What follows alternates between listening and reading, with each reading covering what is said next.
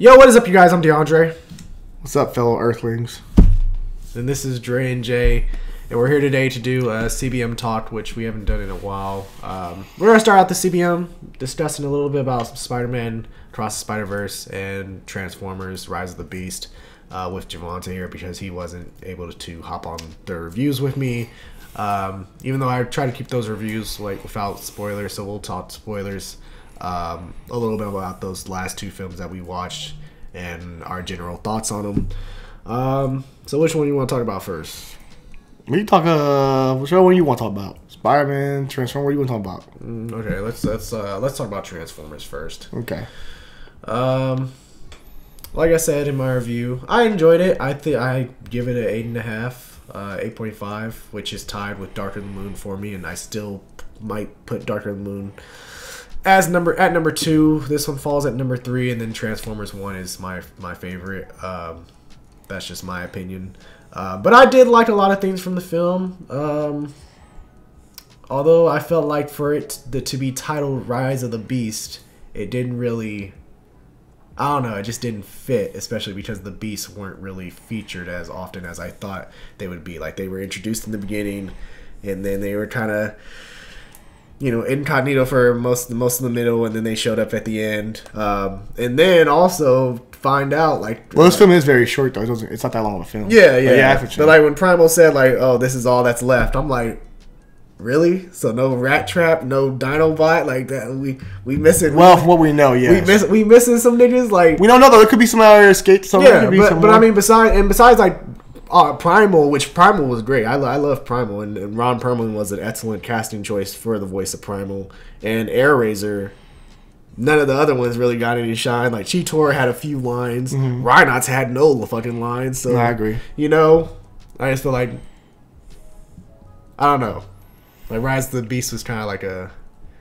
Well, you said something about Autobots, though. Like, let's be honest. Bumblebee had no shine for real. It was really... I mean, I was cool that because Bumblebee had his own movie, but Mirage pretty much... And Optimus still the show. Well, yeah, but I mean... Even RC takes a backseat. Yeah, well, I'm saying, like, for it to be titled Rise of the Beast. Like, yeah, I hear you. Well, did y'all really rise? Like, I feel like the whole fucking team rised up. What part of the Beast rose up, Well, it was them coming back and be able to defend something that they loved, which is Earth.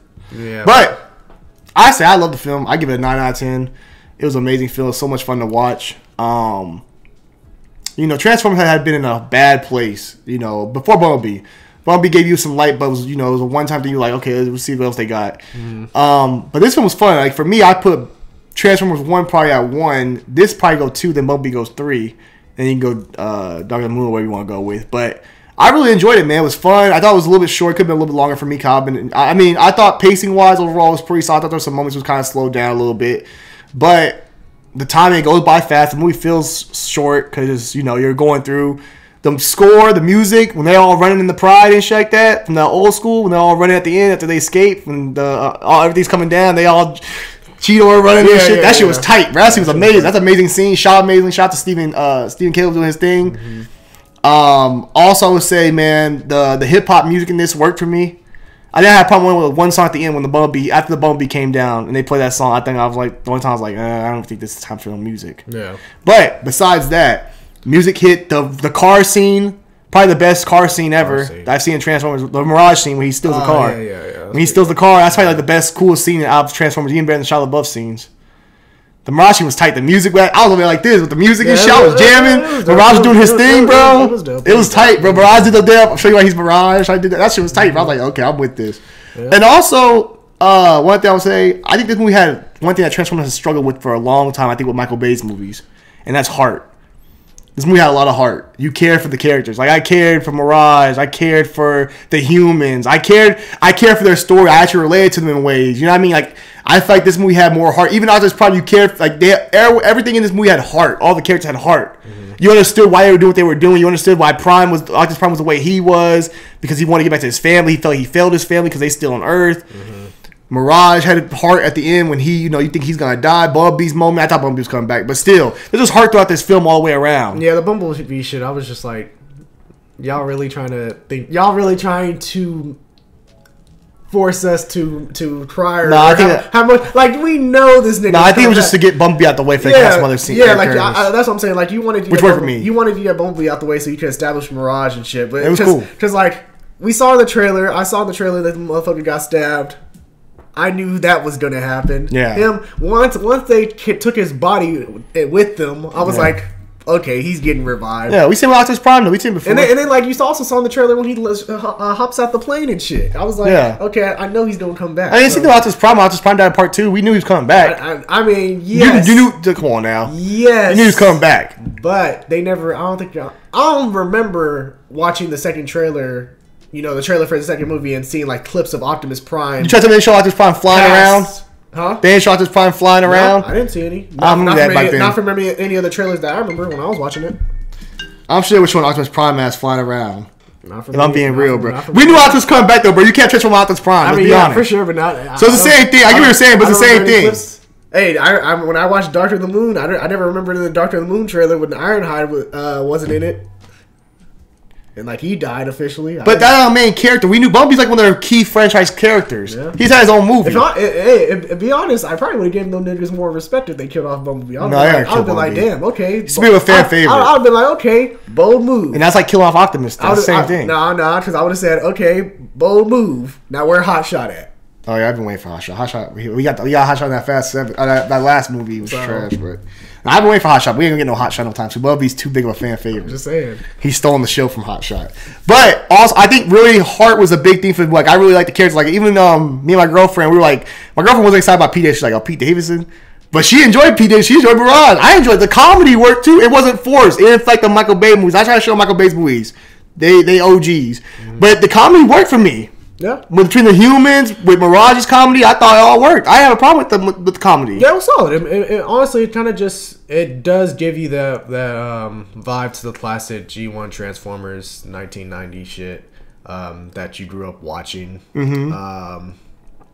And yeah, I did appreciate the comedy, and like Pete Davidson, it was a person where like during the trailers, I was like, oh shit, they got this motherfucker. But it was perfect. Talking a lot. He might be annoying. And then I watched it, and I was like, you know what? I'm impressed by Pete Davidson as Mirage. I actually really like his character. I do think he's one of my favorites now. I do think that his design, they really tried to have him resemble Jazz from the first movie. Yeah, well, you couldn't do a Formula One car. Yeah. That's kind of, I think they showed it, but it's hard to do a Formula One car in the streets. Like that is not. Really, I mean, they did show it, like he was talking about, like, oh, I can transform anything and all this. Yeah. And then Liza Koshy, who she's known for doing a lot of funny roles. So I wasn't like when she was cast as RC, I was like, she was tight. I was a little skeptical, but they didn't give her that much to work with. They could give her more. I want to see more of RC. Facts. And then Wheeljack was cool for being Will. I know people were complaining about the look. I hate the fucking. I had no problem with the look because I guess the Peruvian. He's in Peru. You know what I mean? So different kind. He's trying to blend in more. I hate the design. They could have made the face better or something. You never know. He might change up in the future, but it's terrible. He was cool. I had no problem with his design at the choice they went with. It's not the what we saw from Bumblebee. I think that's why Bumblebee showed a certain look. So that's what people wanted to see again. But he was cool. But the villain Scourge was tight, bro. Scourge was dope. I like Scourge. Scourge was tight. That nigga was basically a trophy hunter. This motherfucker was snatching badges. I liked it, bro. Niggas and killing them. That shit. But like when he was introduced, especially like fighting Ape-Link? Fighting Ape-Link when he showed up and you see that shot of him in the forest just walking up. I was like, okay, this motherfucker with the eyes and shit. Yeah, she was tight. This motherfucker nice. And Ape-Link fight was low-key kind of. Even though I wish Ape-Link could have held on a little longer. Oh, he bodied that nigga quick. Yeah, Ape-Link should have had a little more to go with. But he pulled out that sword and then blasted his ass. Motherfucker's shoulder all hanging out. Yeah, he blasted the fuck out of Ape-Link. But Ape-Link should be able to last longer, bro. Especially as the damn leader of the damn the medic what's it called? Fucking the Maximals. The Maximals. But Scourge was tight. Yeah, Scourge was dope. I think, especially with not even Scourge, but just like his fellow lieutenants, like they gave them more of personality compared to Michael Bay's and how he did a lot of his. Because honestly, when it was his version, like you had Megatron, Starscream. Those are the only niggas that really spoke.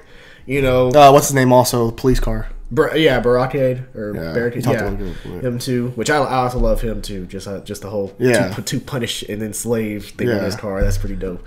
But yeah, besides those three, like you didn't really ever have anyone speaking, and also just like the design of those characters, like a lot of them were also like very black or gray. Like they didn't really have any color to them. So I actually liked what they did with the I like everyone's Terracons designs in this movie, like the designs of those characters. So Mm-hmm. it worked.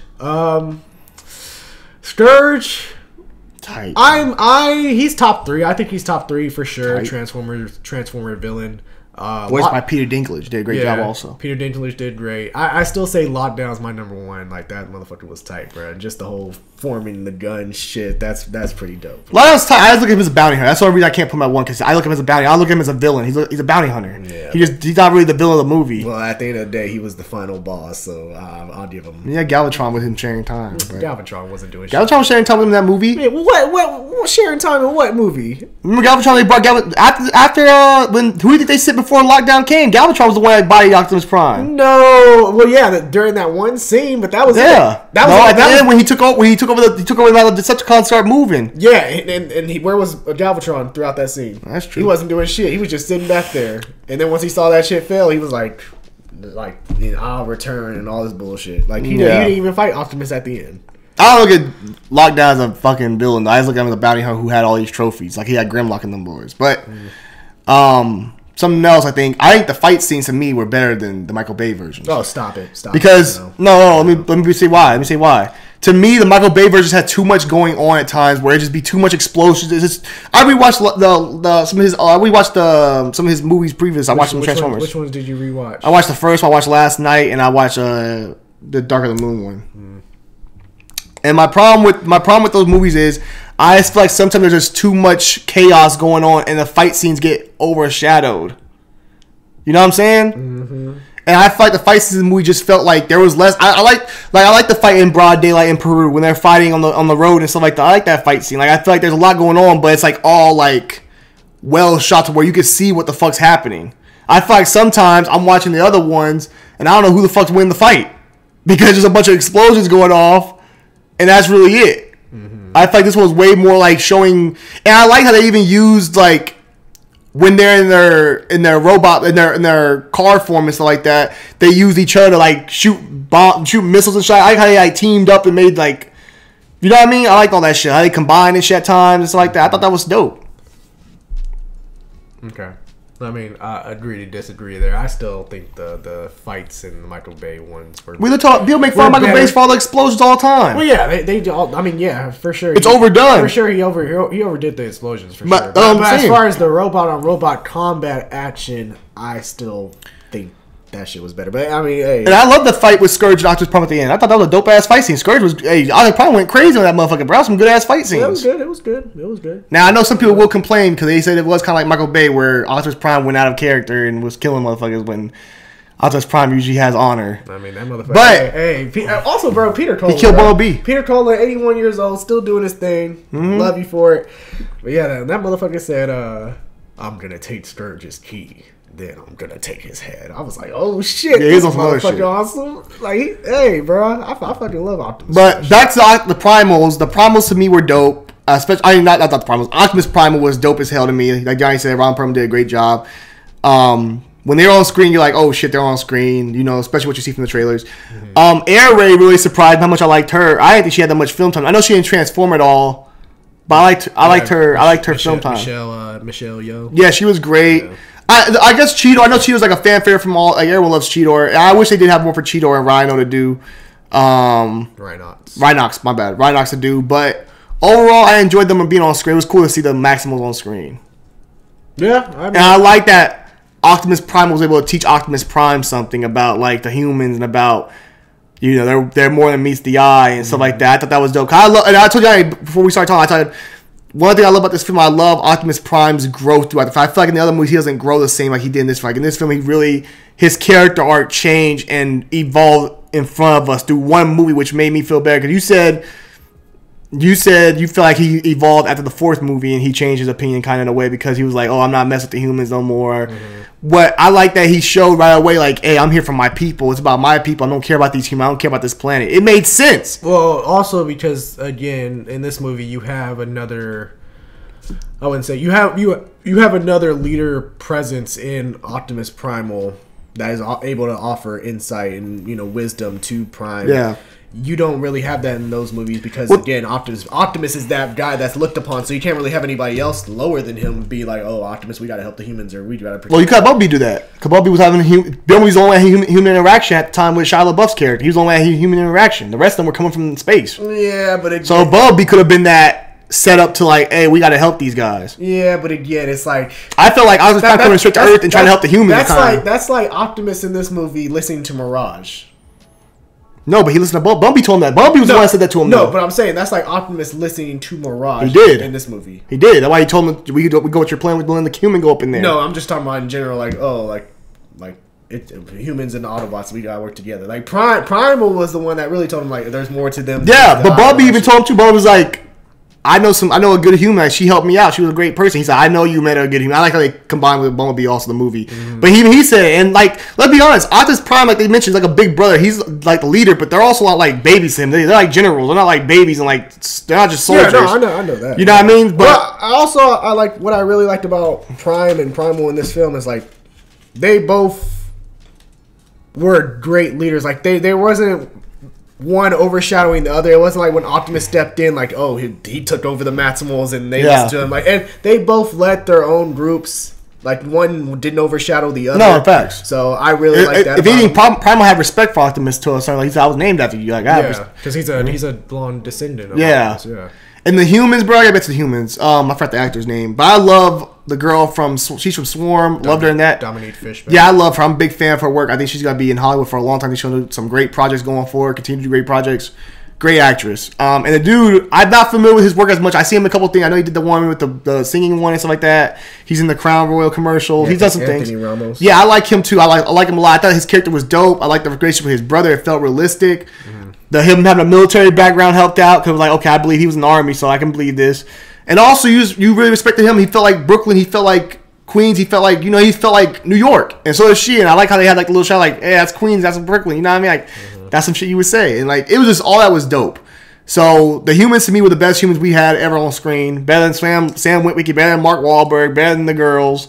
All the females. I don't know, bro. I still like Sam and bro, Sam had nothing to do. Sam would just run away. Hold on, Sam and what old girl in the first one I still like. But no, but think about it. I like also they were dope. But one thing I also like about this, there was no love connection. It was just two friends trying to save the earth. I like that. I didn't need all that love interest and stuff. I'm glad they didn't have a love interest. I'm glad they were just friends.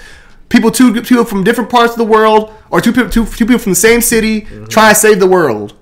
I like that. I didn't need that love interest and shit. Megan Fox and Sam Witwicky, all they do is run away. Sorry, Bumblebee, and run and shit. They don't do shit. These kids actually did some shit that actually helped the team.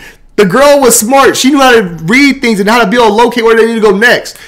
Fucking the dude could fight. He helped out and started fighting and helping them out. Like, they all had reasons to be there. Sam was there. He was cool. He had the glasses. But Sam really had no purpose, bro. He was just there keeping up time. He got Optimus killed in the second movie. Running away and shit like that. Running around. Sam, where are you? He was getting him killed. What was Megan Fox good for? Okay, that's why I said the first movie. Even the first movie, besides getting the glasses, he has no worth. What's Megan Fox worth in the movie? What's Megan Fox's worth? I'm gonna drive Bumblebee around so he can shoot people. Yes. Megan Fox had no worth throughout that movie except for being hot. Okay. And that's why we don't like the characters. Shit, I like the characters. I don't know what you're talking about, but you like Megan Fox because she thought it was attractive. Even Mark Wahlberg's daughter, not daughter, the other chick, Sam's new girlfriend, he had in the third movie, third movie. Yeah, I mean, I didn't really. All them characters are pointless because they had nothing to do. I don't care for the story. Do you care for Sam, like his whole personal story? Did you relate to Sam? No, hell to the no. Look, but overall, the movie was great. Loved it. I'm sure y'all checked it out by now. If y'all haven't, definitely go check it out. It's a great movie. It's fun summer film. We'll go into it thinking too high. It's going there, have a great time. We gotta talk about the end credit real quick, right? Oh yeah. Okay, so I said this in my review too. What'd you say? I'm indifferent about it. Like, you know, I'm not a person that was over here like, oh my god. I agree with the career word. I agree with the career word. It's happening. Okay, well they probably were. I mean, like, but you're old. You're younger. Well, hold on, because I wasn't like, oh my god, it's happening. But I also wasn't like, this just ruined the movie for me. Like, it's just, it was there. I'm indifferent about it. How old are you? Huh? You're 26, right? Yeah. But we're younger. Well, yeah, but that's also the thing is, like, you know, I'm indifferent about it because, like, I can read between the lines and see why they're doing this. Yeah, fact. Everybody knows. they've been trying to do this since Michael Bay's version. And Michael Bay, I mean, he technically has some G.I. Joes. I mean, if you want to talk about Josh Duhamel and his troops, they were basically acting like some damn Joes in them films. However, I see this more as G.I. Joe needs this more than Transformers. Facts, yeah. Because G.I. Joe, like, let me be honest. How many motherfuckers do you see today over here buying G.I. Joe? No. Hold on. Now, calm down. G.I. Joe's still toys wise. No. Bro, I can show you some people who really. There's people that really out there collect G.I. Joe. G.I. Joe still goes crazy. Oh no. I'll say this. But I'm talking about like how many like you see new G.I. Joe figs. They do drop new G.I. Joe figs. People go crazy. Go look on G.I. Joe. How many? Bro, Hasbro does. They did a fucking. No. But I'm talking about how many. Bro, there's a lot. They just did they have a helicopter release that's coming out that has to have 1,800 people sign up for it to be able to make it come out for the HasLab. And people are doing that shit. Hold on, let me go on. Hey guys, don't go at him too hard in the comment section. G.I. Joe makes a lot of money off the toys. The movies were ass. I'll give you, the movies aren't ass. I like those movies actually. But the movies where people look at it and say, okay, G.I. Joe's kind of lost step. And if you're an older person. Bro, there's no way you're about to tell me G.I. Joe selling like hot like it should be. Yes, just like Transformers was selling, even when Transformers got no movies. Transformers sells more than G.I. Joe right now. G.I. Joe sells a lot though, as far as toys. It sells a lot because people think about it, G.I. Joe. Maybe not to you because you're younger, but them people in their 40s and 50s and older, they collect G.I. Joes. Yes. But Javante, that's the point I'm trying to make. Sure, them older people. There's people that are young kids G.I. Joes. No. I'm talking about there are older people that come off like they see the collectibles and they see the shit on the shelves. Sure, they're buying, they're collecting. I'm talking about a person taking their kid through a damn toy store at Walmart or whatever, and the kid is automatically like, "Oh, I want G.I. Joe." Look at my man Mike the Hunter. What's them posters looking like? Look at that. Am I bleeding? G.I. Joes and shit, nigga. Yeah, okay. What you mean you bleeding? Yeah. How you bleeding? So I had this cut from work the other day. You smacking the goddamn thing. Go get your towel, bro. Yeah. Go ahead, bleed on the goddamn crew session. Shut up.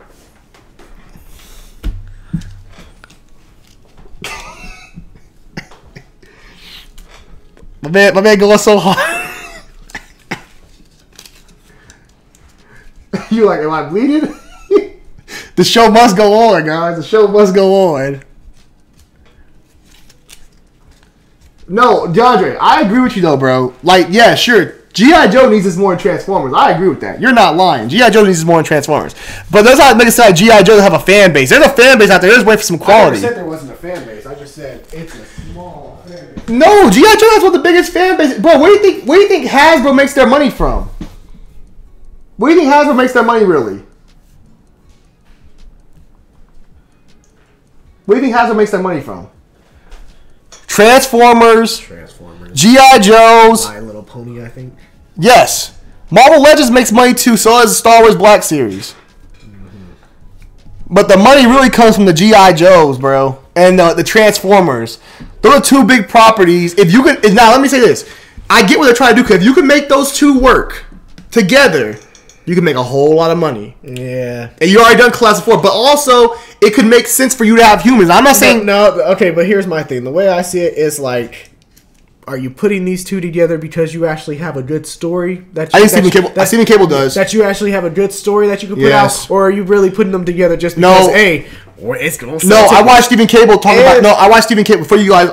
Go ahead. Well, no, I was also gonna say this because I've seen people complain about Transformers in recent years, and they've always talked about, man, too many humans. It takes away from the robots. You don't really besides Optimus and Bumblebee, you don't really ever get like the backstory on the rest of the robots. They get overshadowed and overshined because you're focusing so much on humans. So let me get this straight.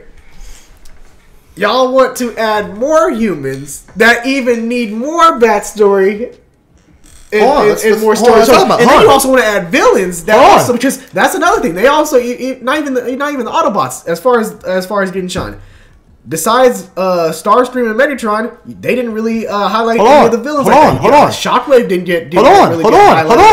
Let me explain. Let's talk about it. Let's talk about it. First off,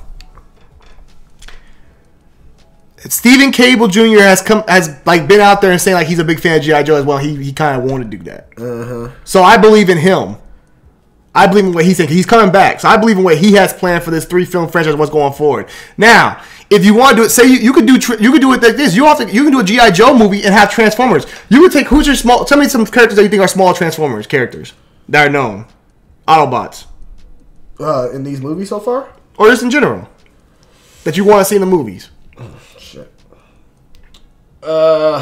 Let's see. Well, Jetfire ain't been told right, so... Okay, so we get Jetfire. Jetfire. Give me one more. Red Alert. Okay, there. Jetfire, Red Alert. Let's say we take those two, right? We put them in a G.I. Joe movie with Duke, Snake Eyes, and some of the other team members, right? We have four G.I. Joes and 2 robots. Mm-hmm. You don't think that could be a good film? With Cobra Commander as the villain or something like that as the villain? You could do a G.I. Joe film and introduce a couple... Hey, I don't know, bro. G.I. Joe films, they don't really... Well, that's because they didn't do them right. They didn't do them right. That's why. Them first original ones are okay, actually. But if you do G.I. Joe, if you do a G.I. Joe movie and have 2 Transformers in it, I think that could work. I think now trying to make a movie with Optimus Prime, the whole fucking team, the Maximals, and add in G.I. Joe, that's a lot to ask. Right away, especially. Mm-hmm. But at the beginning, if you go just G.I. Joe and add like 2 Transformers like the damn Bumblebee movie had, where it had 2 villains, but 2 hero Transformers with them, you could do something with that. Yeah, I think there's a place for it, and it could work if it's done correctly. Now, let me say again. It could work if it's done correct. Do we need it? No. Does Transformers need it? No. But does G.I. Joe need it? Yes, because Snake Eyes bombed. They need that support. And that means we're not getting that Snake Eyes ain't canon no more, which is cool with me. Get that shit up out of here. That's fine. Although I do have one request. If they happen to cast Storm Shadow, I would actually prefer they bring the nigga from Snake Eyes. They could bring him back. He was tight. He was actually really good. He was tight. I liked him. He was tight. And he's like a martial artist. And give me a no name for Snake Eyes. No actor, because I don't want nobody to show their face. I don't know name actor. Shit, just bring Ray Park back. Yeah, there you go. Bring him back. I don't know. He older now, though. I need to bring him back. Bring somebody a little younger, but shit, just bring somebody back who don't need no screen time, who don't want to show their face, who ain't no star, and let them play it. Shit, Loki, give me the nigga that play black man. Not what's his name from fucking the boys. Oh, Black Noir. Yeah, give me the motherfucker playing Black Noir in that mask, and give him do the same show over here. Yeah. Hey, don't bring Dwayne Johnson.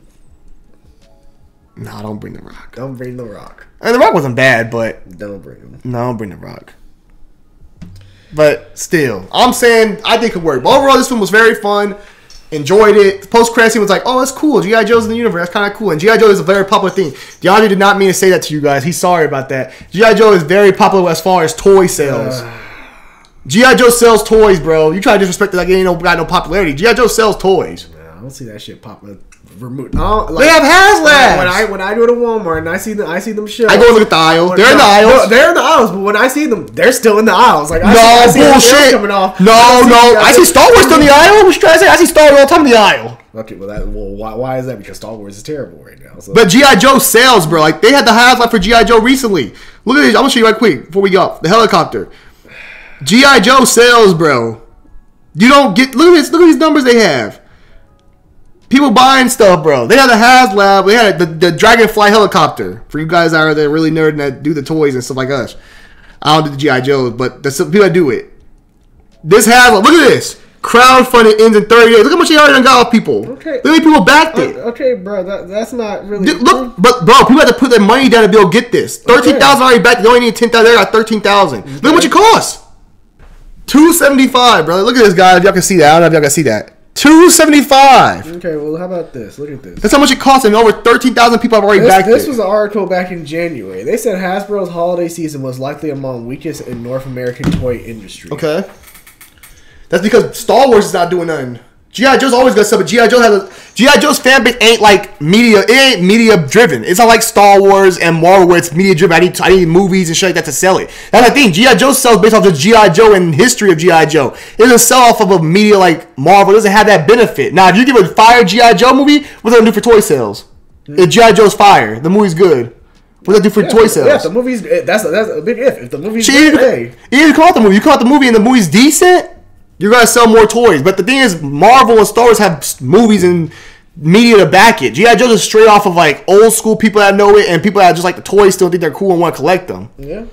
But it does have a fan base. We'll see. We'll see. I mean, like I said, bro, like that's how I was during the end. I was just like, my face was just still like solid. I was pretty hyped for it. I was like, oh, let's go. That's clean. I was just like, hey, I guess we're gonna have to wait and see how it all plays out. But we'll see. We'll see it. We'll see how it works. But yeah, overall, I enjoyed it. I still, like I said, man, it's. I give it the same score as Dark of the Moon. I still prefer Dark of the Moon over this one, but I do think it's a solid installment of the Transformers franchise that offers the best of both worlds, considering like when you have Bumblebee, which is more story driven, you have Michael Bay's, which is more action, and combined you get this movie. So I enjoyed it. It's probably gonna finish my top 5. It's gonna be my top 5 films. It's gonna finish top 5, I think. Yeah. But yeah, it's a fun, like I said, guys, fun summer blockbuster. Go check it out. Have fun with it. Enjoy it. It's not too long. I wish actually it was longer, but it's not too long of a film. It's fun. Go check it out, man. Yeah. Also, super plot convenience that they do. But they did it in Michael Bay's as well. But What? huh?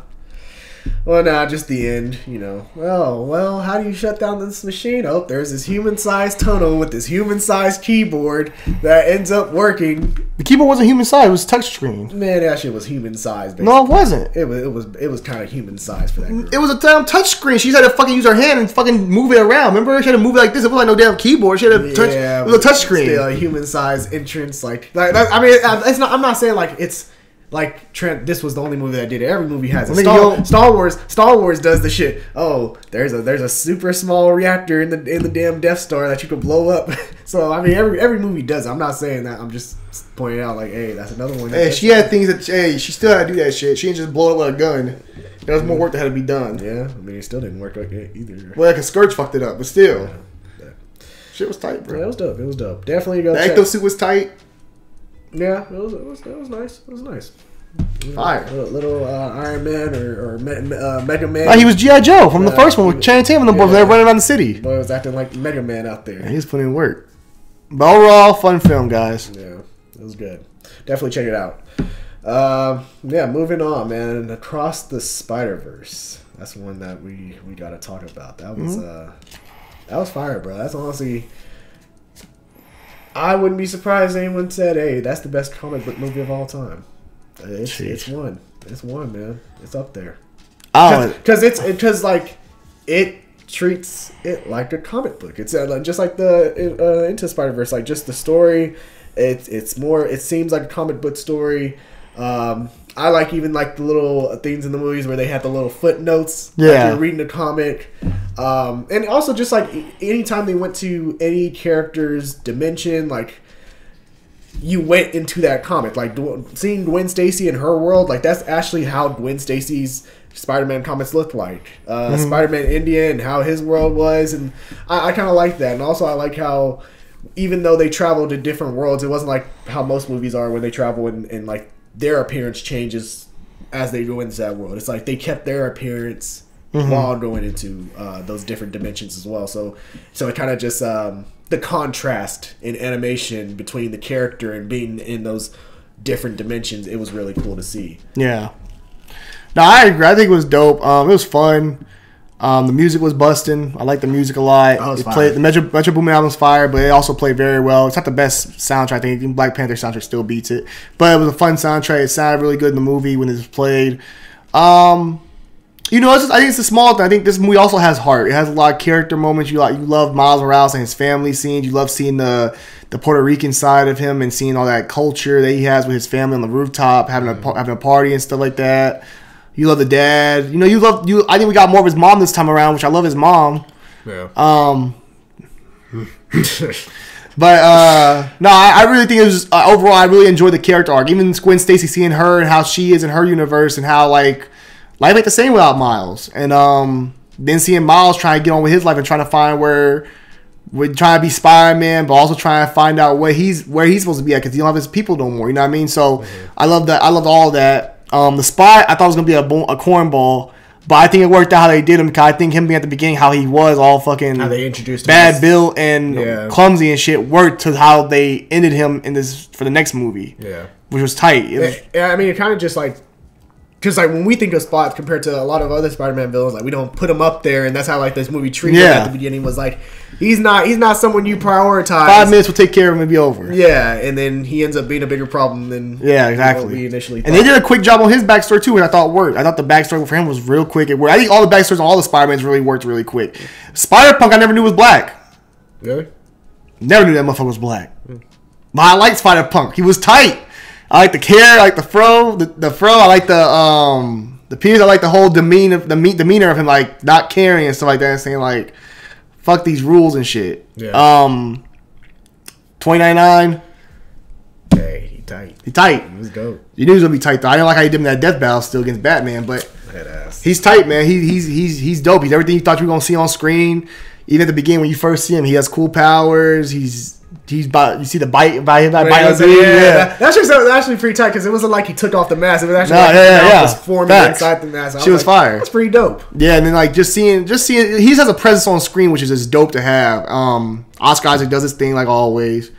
I also like how his score was. It was very similar to Prowler. You know, yeah. I was like, okay, I like this. Anytime that motherfucker popped off, I was like, oh shit. Facts. You know, it was cool, bro. I liked them. And then seeing all the Spider-Man in the Spider-Verse, seeing all of them. Oh, amazing. Pretty cool. That's why it's also like I think it's the best Spider-Man movie just because of like how it serves all those other Spider-Man that came. Even the live actions. Yeah, the live actions. They even have the clip from Tobey Maguire and Andrew Garfield. Yeah, bro. It's just that shit's top tier, man. And I think they had Tom Holland too, didn't they?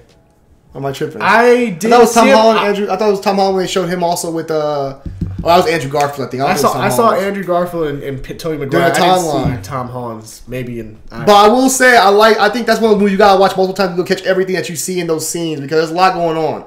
But the Prowler live action Charles Gambino Donald Glover scene was wild as hell. Oh, that one like cool as fuck.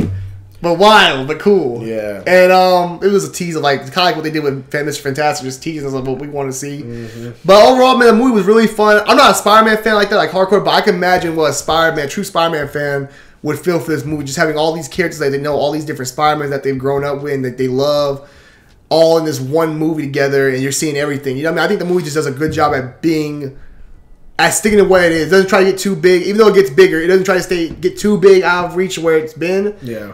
And I feel like the story really goes well with the first one. I don't feel like it goes too far away from the first one. I think it sticks really well with it. The pacing to me is pretty well off. I don't think there's really any moments I'm like, oh, I'm bored or like it's too slow. Mm-hmm. Love the development of Miles. I love seeing his growth. I love the animation looks amazing like always. That shit was fucking stunning. Yeah. I think also another thing is like what's cool about it is like even though they introduce all these Spider-Man, they spend the first 20 minutes on Gwen Stacy, which I'm fine with. The story still revolves around Miles. Like, he's still at the forefront of the story. He's still the one that has a lot of the emotional aspects, you know, with his family and his dynamic. So I like that. Like, it never really takes away from Miles, even though as they explore all these other different Spider-Men in the universe. But even Gwen Stacy's issues go back to Miles because, like, her dad not being able to tell her dad, she's like, you can't tell your parents and stuff like that. Mm-hmm. And I think this movie does a great job of just having... It's so crazy to imagine... And that's a great job for the voice actors as well. Voice actors and the people that do the animations and the drawings. To have the emotion that they have in these films where you feel those moments, like when Miles and his mom are talking, she's talking to him, telling him, I love you always. I'm always going to love you no matter what. I just want you to always be able to remember who you are. Like that moment, the party scene when the DJ stops playing the music, it's like, oh, shit's getting loud and like awkward. It does a great job being able to show emotion in so many different ways, from anger to sadness to... loving to just funny and happy. It just shows so many different emotions, which I love to see, especially in animation. So shout out to the voice actors and to the animation crew to be able to get that all put together like that, because it's kind of hard to do that without having a visual, like, actual, like, person. You know what I mean? Mm-hmm. So they do a great job with that as well. And comedy hit. It was funny. I remember the funny thing that made me laugh the most was when he was talking to his dad. He's like, maybe you should get off his ass. Yeah, he's like, what'd you say? I was like, yeah, that's funny. And even like the little Sony props they put in, like the boy, his homie playing Spider-Man on the PlayStation 5, wearing his shoes and stuff like that. You see a lot of like the little Sony, you know, they gotta do their thing. But yeah, I love his dad more in this movie. My dad loved his dad more in the movie. Yeah. And you remember you talking about the dad dying? No, I liked his dad in the first movie just because of that speech they gave him while he was tied up. That was his dad was funny in this movie. Yeah, he was funny. He was funny in this one. What the speech he gave at his thing? His speech he gave was cool. I like that. He talked about his wife and his family. But I like the speeches. I thought he was funnier in this movie. And also, what are you about to say? If they kill him, it's not like what you see. Johnny thought they were gonna kill him off in this movie. And he's like, nah, bro, I don't want to see no more trauma. But if they do it, which I don't think they will. But that's the thing. It would have made sense for me. It would have been cool with me. But I don't think they are. That's the whole point. Like, at the end of the day, like, he's gonna save his dad. Facts. But they're trying to save his dad. Well, he's gonna save him, bro. Like they're not. But my point is, they would kill him off in the second movie. Would you have had a problem with it, or would you be like, okay, actually, it works for the story? Well, because all the other Spider-Man have to create this canon event and all this shit. That, and also I think the relationship it would have served the relationship of him and his father. Like, it would have served a purpose, I think. Well, again, the reason why because you can't save everybody. Well, the reason why I was always against this one, you know, yeah, I got you. Losing all the males in his damn household, you know, raised by a single, him having to be raised by a single mother. I mean, it's just like cool. Okay, 2, even in like whether you talk about the comics or the video games or regardless, like it's one or the other. Like he loses the uncle or the dad. He never loses both. Mm-hmm. Like in the comics, he loses. So should we see the other Miles lost one? Huh? The other Miles lost one of them. He lost his dad. The other Miles. Yeah, that's what I'm saying. Yeah. But the uncle was still around, like, you know. The real Miles Morales Spider-Man. Yeah, that motherfucker has some black Air Force One energy. And braids. This shit was clean. Go ahead, you say. Go ahead. You know, they actually got. It's not even Shamik Moore that's voicing them. It's another voice actor for him. Really? Yeah, which is crazy. Tight. Find that out. He had a more demeaning voice anyway. He was more badass, and the uncle knew that motherfucker went here. Like, where the fuck your braids go? Yeah. That motherfucker was looking clear. That motherfucker different. He was tight though. But it made sense. You took the Spider-Man, no Spider-Man, motherfucker, because of you. Yeah. But go ahead to what you were saying. I mean, those are some of my points. I mean, just I don't know. The fact that Miles is doing all this, the fact that Miles is doing all this, and you have all these people that are willing to help Miles at the end of this movie, for him just to see his dad die, you know, it's just like. I mean, it could be the ultimate. Like, you can't save everybody. You try, but you can't save everybody. But I think he'll survive. But also, I thought that was kind of what his uncle, like that situation. But his uncle was a villain. Yes. It's not the same. But because the way I see it is, let's say his dad does die, then is he going to do the same thing with Spot, where like he's wanting to finish him, or like wanting, you know. But Spot didn't really cause it. Because remember when his uncle died, like he was like, I need to stop Kingpin. I need to do. Because Kingpin actually shot him though. Yeah, that's what I'm saying. But like if Spot, let's say it's Spot or someone. But I was sick. I think Spot would be like in the battle of action, but it's already gonna happen. It's like it's meant to happen, like this. You know what I mean? Because you're not supposed to be Spider-Man and all this other shit. Yeah. But I still don't think they're gonna kill him. But I did think it was cool, like that whole mythology of Spider-Man just being like we all had to lose someone important to us to reach that next level to be able to save all the lives that we saved. Like, we all needed this to get us over that hump. Yeah. I thought that was cool. They went to all the Spider-Man, to everybody, and talk about how everybody lost someone and stuff like that. And I thought the Empire Strikes Back moment was really nice. Yeah, hold on. Let me get on my Dr. Umar real quick. Oh, here you go. Go ahead.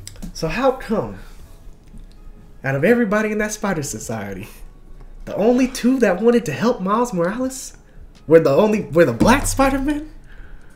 What you mean? Huh? Oh, Black Spider-Man was the only one. They were the only ones holding it down. Hobie telling them, like, hey. Yeah. Well, he didn't give a fuck about the sisters. He's like, man, fuck these. I don't believe in this shit. Like, you can do what you want to do. And then, like, he did that shit. So I'm done with this shit. Yeah, and if you notice, like, I started seeing, like, they started posting clips about this damn movie all over Twitter. But, like, when he's walking in with Miles and Gwen, like, he's collecting shit on the shelves and shit. That's how he's building the watch. Yeah. To get across the other dimensions and shit. So he's building his own version. That's how he was able to get. Because he was taking all that shit from there. Because you could tell he was like, bro, you don't want to be a part of this shit. Like, this shit's not cool. Yeah. Like, he was all excited. He's like, bro, this shit's not cool. Ain't for you. This shit ain't for you, bro. This ain't cool. And then old girl helped him out too by transporting. No, she did not. Oh, well, I guess that AI chick. She didn't hurt him. She let him do it. She knew that he was going off the back. At the end of the day, like that was the best scenario compared to dealing with Miguel's ass. Oh yeah, because Miguel was already in his universe. He was ready for his ass. Miguel was tearing that shit up, bro. He was trying to get in. Yeah. He was, literally, motherfucker was tearing through time, space and time. Yeah, motherfucker got reason. So yeah, they held it down, and then also my other Dr. Umar moment because you know, so they, you know, you got the captains getting killed off. Miles Morales' daddy just became captain. how come anytime a brother wants to move up in society and get a promotion, they always gotta take a brother out? All right, Dr. Umar. That's what it's like, bro. I think overall, though, man, I loved all that, like the Spider-Man mythology, all that. I'm about to say something that you threw me off when you talk about the guy when you went Dr. Umar on my ass. Oh, my fault. You good? You good? Damn, what was I gonna say? I fucking mind blank now. Now you got me thrown off now, I'm over here. The Empire Strikes Back. Oh yeah, the Empire Strikes Back thing they did was cool. It made sense, and it also was like, damn, that took me back to the first. Cause the first movie, I think I never really looked at that spider like, oh, this shit's like weird. I just looked at like glitchy, like, oh man, it's part of like the power set of the spider. Like, it's gonna give him that glitchy type thing. You know what I mean? I never thought about like, this spider's not from here. That's why it's glitching. And also like I never put two and two together. And also like if you watch the first movie again, like when the Peter. Well, I forgot what that version was. Chris Pine was. But that Peter Parker, when he first notices Miles and the spider sense goes off, and Miles' sense, like you see green and purple around Miles. Yeah. And then it changes to blue and red after. Wrong universe. Yeah. Yeah, see what I'm saying? That's to me, that's good writing, and that's good that your stories combine like that to where you can go back and rewatch and say, oh, okay, now I get this for the second movie. Because even with Spy, like finding out, oh, he was the one that they hit with the baby. Yeah. He was watching. That shit's wild to me. But that's dope, though. I thought overall this franchise has been really good. I know it's going to be the last one coming out. The new one's going to be the last one. But I think overall this is a great trilogy, man. It's one of the best trilogies you can name out there. And it's been fun. It's been something that's different than the MCU because Sony got its own little thing. It's like the only thing Sony can do right for real. Not knocking Sony. Yeah. But this is where they need to stick to. They need to stick to this anime. So this is where their lane is. You know what I mean? I see Nintendo's now doing it, trying it also, and I think that's gonna be successful. But to me, it just shows that there's different ways to put out good content, especially superhero content. You don't have to always do live action or a certain story. You can always do something a little different and do the anime version because this anime, I think you get the same. They've done a good job of getting the same response as far as the emotion. All that kind of stuff while also being cool. I also feel like anime you can do more with it. Like you, as far as I don't think you could do a Spider-Verse movie right now in live action and just like establish all these different universes. Animated, it works better. Well, it's easy, yeah. It's easier to do. Facts. But yeah, I mean, I agree. I think, especially with the cliffhanger and everything, like, oh yeah, for me, also whoop that ass. What's crazy because for me when I was watching it, bro. I thought there were several occasions where I thought this motherfucker was about to end off. Like, yeah, facts. Like when he escaped and got to the universe, and you see Miguel and all them hop in. I thought that was it. I thought it was because the way they had the score and how the music would go so fucking high. And then I thought once he told his mom, that's it. When he told his mom to sue, I thought, oh my god, in there right there, like Tom Holland type shit, or some shit like that. Like that, or when he realized that, oh, I'm not in the right universe. I thought it was gonna end right there. Yeah. And then when Miles shows, when the other Miles or Prowler Miles ends up revealing himself, I thought it was going to end right there. So we got the team back together. And then it ends off with the team getting back together with, Spider-Man Noir, Spider-Ham, Penny Parker. And Spider-Punk went back too. Spider-Punk, Spider-Man India. Yeah. But, yeah. Like, and the baby's there too. The baby, yeah. I do wish Peter would have changed into his actual suit with the baby. You know, still because like the way he showed up at the end, he still had the house slippers on, and then that's like his look, bro. I'm just like, you're about to. I mean, this is serious now, my guy. You gotta suit up. I mean, he's Peter Parker. Does he really need like suit? Like the suit don't really do anything for his ass. I mean, that's true. You know what I mean? But I will say this though. I will say this also to add. When the mom said, "Oh, what's that Comic-Con? What's that supposed to be?" I really thought he was in the right dude. I thought his mom was to know what the fuck Spider-Man was at some point. I thought maybe she'll know what the fuck Spider-Man really is. Nah. And then I started thinking, oh shit. She said, "What about the braids?" I'm like, braids? When you change your hair. When I saw the jacket, I was like, that ain't his jacket. I didn't know his jacket was purple and green. And I didn't notice that. I don't think about the goddamn. Like, hold up. I was thinking about the goddamn hair. She's like, your hair's different. I was like, is there a different? What the fuck happened? Then I was like, where are your braids at? Braids? Yep. Oh, the braids. Then we see the one with the braid. We're like, oh shit, this motherfucker different. Yeah. That shit was crazy, bro. She was tight though. And like Jessica Drew, she was cool too. Oh yeah, she was cool. I liked her. Issa Rae did a great job. Yeah. And she's pregnant, so it's kind of cool. But she was cool and she was badass too. She was all there like, we gotta do what we gotta do. Miguel's like, we gotta move. Yeah, and bro, that's what I like about Miguel, bro. It's like even them niggas kind of scared of his ass. Like they like, everybody was scared. You saw most spiders looking at his ass. Yeah, they're like, hey, bro, did you ask Miguel? Hey, you want to run this by Miguel? Hey, Miguel. Well, I was scared was Peter, the other Parker, the one with the baby. Oh yeah, he was playing because he claddered his ass. He's like, "What from you? Agree something? You need to remember. I know you." But now Miguel was tight though. Yeah, hey, anytime he was on screen, bro, he meant. That's why you should have won that damn death battle. He meant business. That's why you should have won that death battle against Batman Beyond. No, we're not about. Miguel like that, bro. We're not about to go there. They ain't let Miguel use his fangs in that goddamn fight battle. The Batman Beyond. Well, yeah, because in the movies they had his fangs come out with the mask. Like I don't know, it was like his mask was like that, organic or something. That shit was cool to me. Versus other versions, like he actually has to take off the mask. Yeah, now 2099 is a dope ass Spider-Man, but he's always been one of the cool looking Spider-Mans. Yeah, facts. He's awesome. Shit, I'm trying to think what else. I think we made it. Oh, I think it's a 9 out of 10. That shit was a 9.3 maybe out of 10. That shit was a 10. A fucking 10. A fucking 10. Okay, Billy Bob. Yeah. No, I'd probably go with a 9.3, 9.5 out of 10. 9.5 out of 10. It was a great movie, man. It's gonna be hard for that to be movie of the year. You know, I think it might, bro. Mario's up there still too. I had it. I really like Mario. Look, I had it as my most anticipated movie, rightfully so, and it delivered. Fast 7 was up there too. Fast X is up there too. Fast X was your. I know that's what's crazy about it. Fast X was your number one. Now I think Mario low-key still has me too. I don't know if you've seen Mario yet. Mario was amazing, and Mario still has like a. I don't know. But Spider-Man was amazing, man. I really enjoyed it. I think also going to with such high hopes, like everybody did, for it to still come out and be even better than people thought it was going to be going into it with all the hype and also being pushed back, shows you that they got something good and they did their thing. So shout out to them, man. Yeah. Can't wait for the next one. Also, you mentioned Donald Glover. Marvel, we up. MCU, we up. Marvel, we up. Nah, I don't know about all that now. We up. We gonna win the year. You just said we finna win the year. I don't know about MCU. Marvel properties win the year this year. What you talking about? We still got Blue Beetle, bro. What you talking about? All right, let's see. Let me know if Flash better than Guardians. Hey, we'll see. Hey, we still got Blue Beetle though. Hey, chill. Well, I don't think Blue Beetle's gonna be better than Flash. Hey, chill. And now Blue Beetle got hype on. We're gonna talk about that, I'm sure, pretty soon. James Gunn saying that's his officially first movie.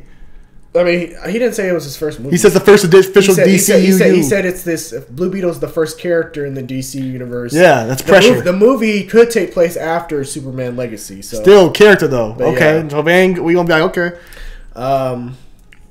Yeah, that's why he said Blue Beetle. He didn't say Flash. He said Blue Beetle. That's crazy. Well, that's because like Blue Beetle's coming out soon. Flash just came out, so I mean. Yeah, let's see. Let me know if Flash is better than Spider-Man or Guardians of the Galaxy. I mean, most likely not. I'm gonna see Flash tomorrow. Did I ever have Flash on my most anticipated list? The way people have hyped Flash up, bro, I've heard people say all kind of things. People say like, hey, I'm surprised they said Marshall Chase. He watched that whole and said it was amazing. I didn't believe that shit. You didn't believe Tom Cruise? No, I didn't believe Tom Cruise. I didn't believe Jaden Smith. I didn't believe none of them niggas.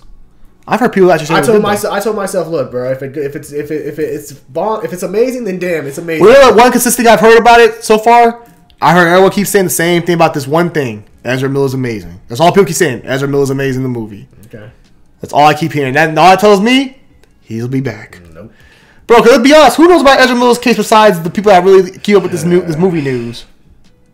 Who else knows about this shit? Yeah, I just don't think he's coming back. If he's that good and people like him that much, why not bring him back? It's just so easy to bring him back.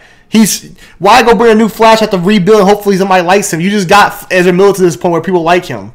And he's like the best Flash people. I still think even when I watch this movie, I still might not even like him. I've heard. I'm just saying. I've heard I heard, yes, his emotional scenes with his mom and everything, like, that's great. However, I still, because first off, he ain't even the right Flash. If you're trying to do a Justice League and all that shit, if James Gunn, what he said, and he wants to build off like the Bruce Timm DC animated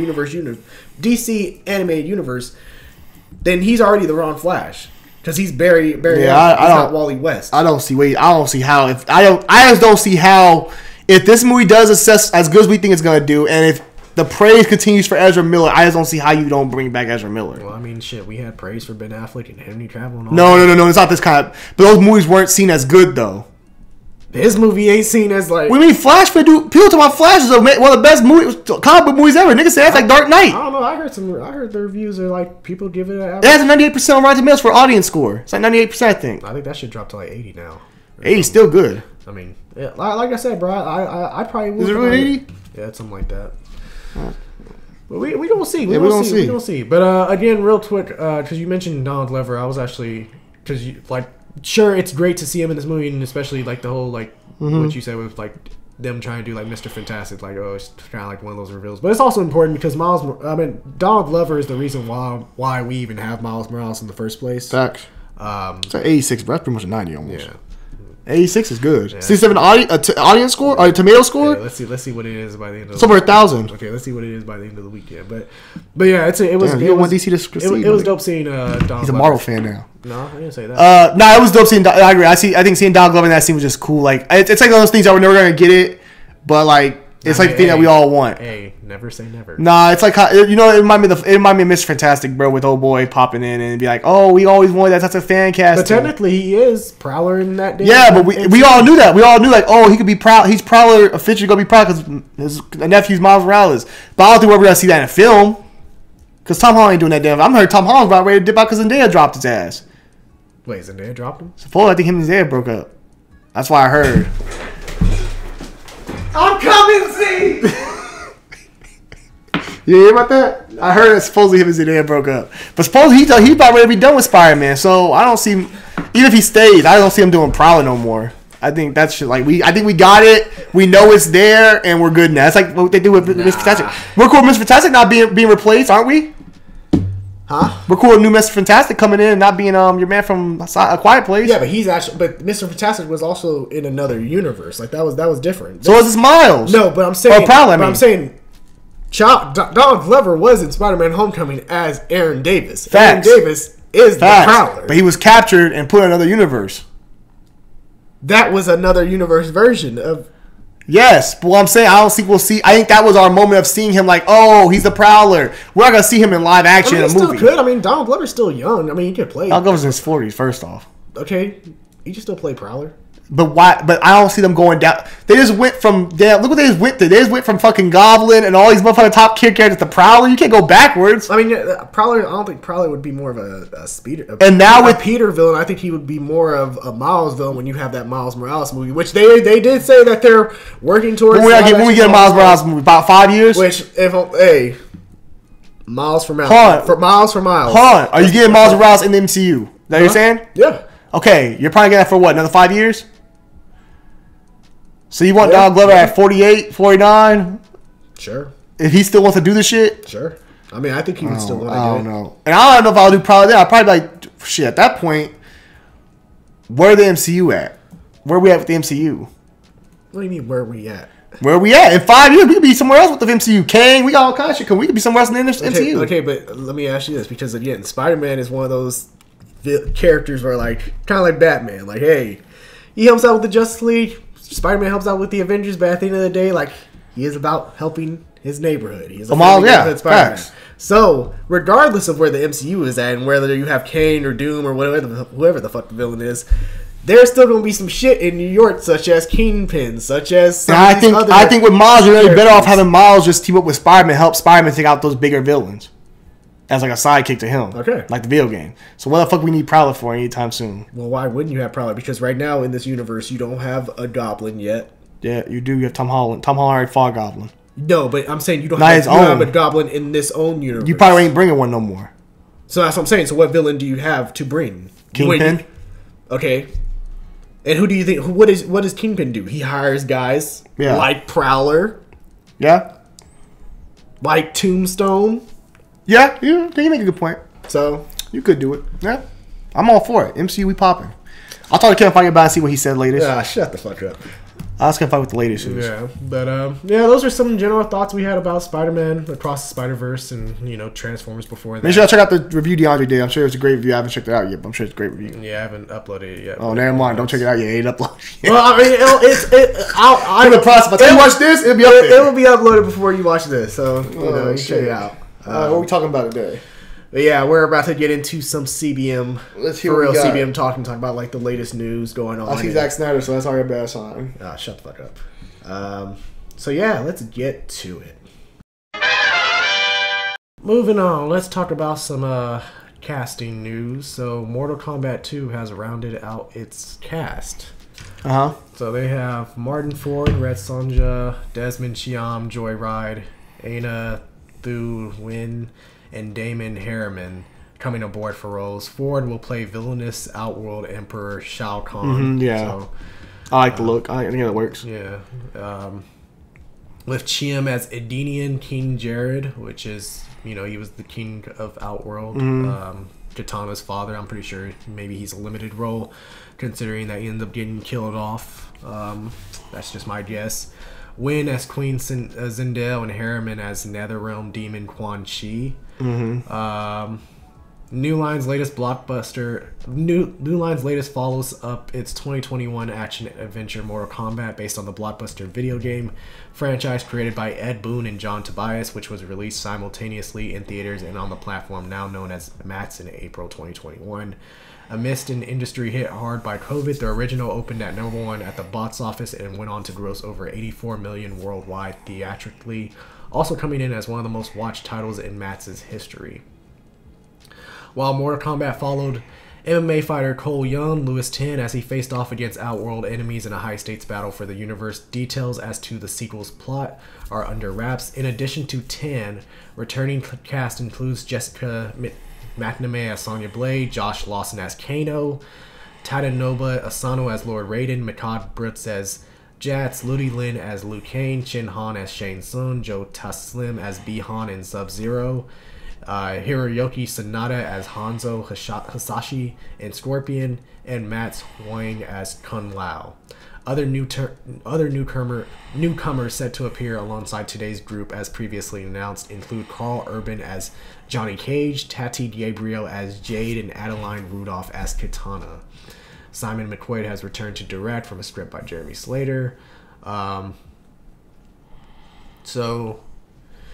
Yeah, let's look at some of these guys. So, Martin Ford is Shao Kahn.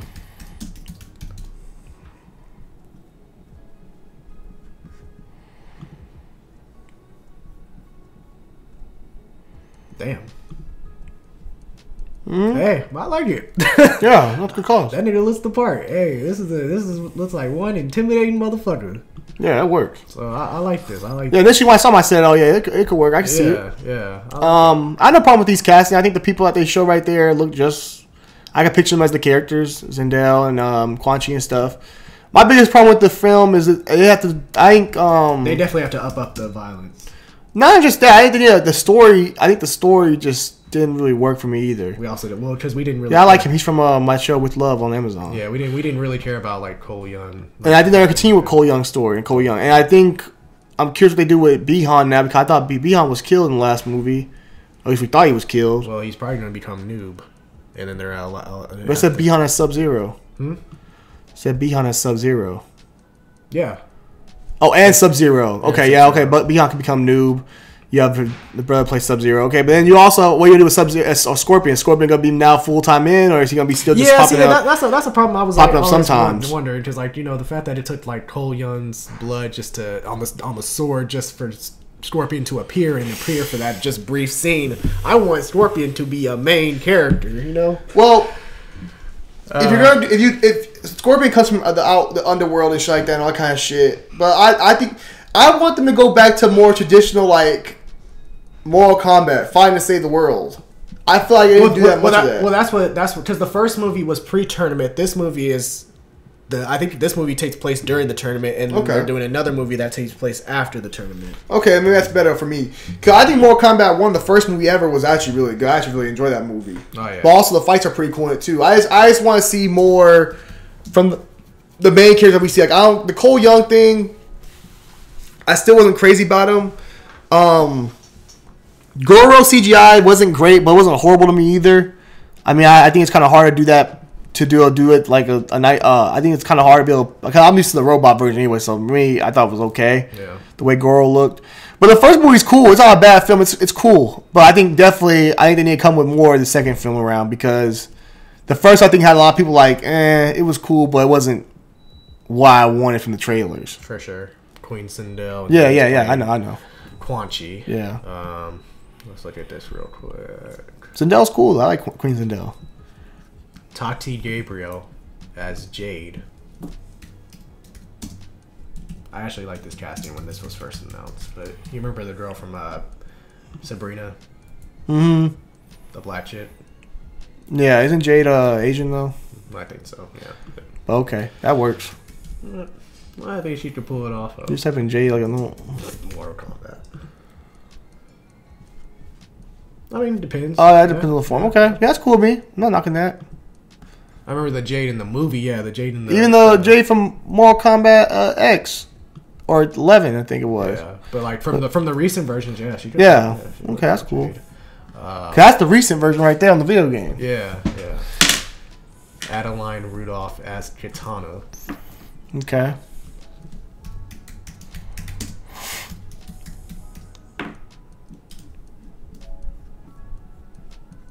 She's from Riverdale. I'm with it. I don't remember her from Riverdale, but yeah, I'm with it too. I'm cool with that. She kind of bad. I don't have a problem. They did. No, she was in Sabrina as well. Oh yeah. In the first movie, they didn't do bad with the castings. I had no problem with other castings. Yeah. I actually like that they got people that were kind of unknown. It worked for me. See, my only problem with the Katana thing is now, like, because you casted Melina in the first one. So I thought when they were casting Katana, I thought they would just go cast the girl from that played Melina. Why? Because Melina is a clone of Katana. Although I guess they're doing a different... You do a different story with her. But yeah, Melina in most versions... No, Melina's a clone of Shao Kahn. No, she's a clone of Katana. She's a clone of Shao Kahn. No, she's from Shao Kahn's bloodline. No, she's a clone of Katana, but she has blood that's what makes her like that damn monster. Like yeah, it's not Shao Kahn. I think it's Shao Kahn's blood. I don't think it's Shao Kahn. It's because she's a clone of Katana, so I don't know like what she would get from Shao Kahn. You know, but I thought type of Melina's backstory. I thought Melina. I swear I thought Melina was actually a clone of Shao Kahn, bro. No, she's a clone of Katana. But guess we finna find out. We're gonna find out. Somebody getting proven wrong today.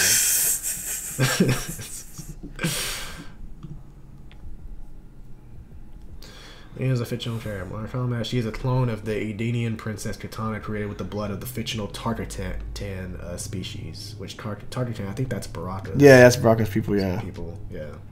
So. Okay. Emerged with its own creed, decided he would keep the former king's daughter Katana alive and raise her as his own, though she grew up not to have her. Nonetheless, feared that one day Katana would discover her true parentage and turn against him, so he ordered the sorcerer Shane Song to create a more vicious and loyal version of Katana who could take her place. You're right. Yeah. So like, yes, she's raised by Shao Kahn for sure. Yeah, but she's Katana. Okay, cool. Yeah, okay. I guess they're changing that maybe in this one. Yeah, they might be changing that. Yeah. They might make it a sister or some shit like that. I don't know. And last but not least, Carl Urban as Johnny Cage.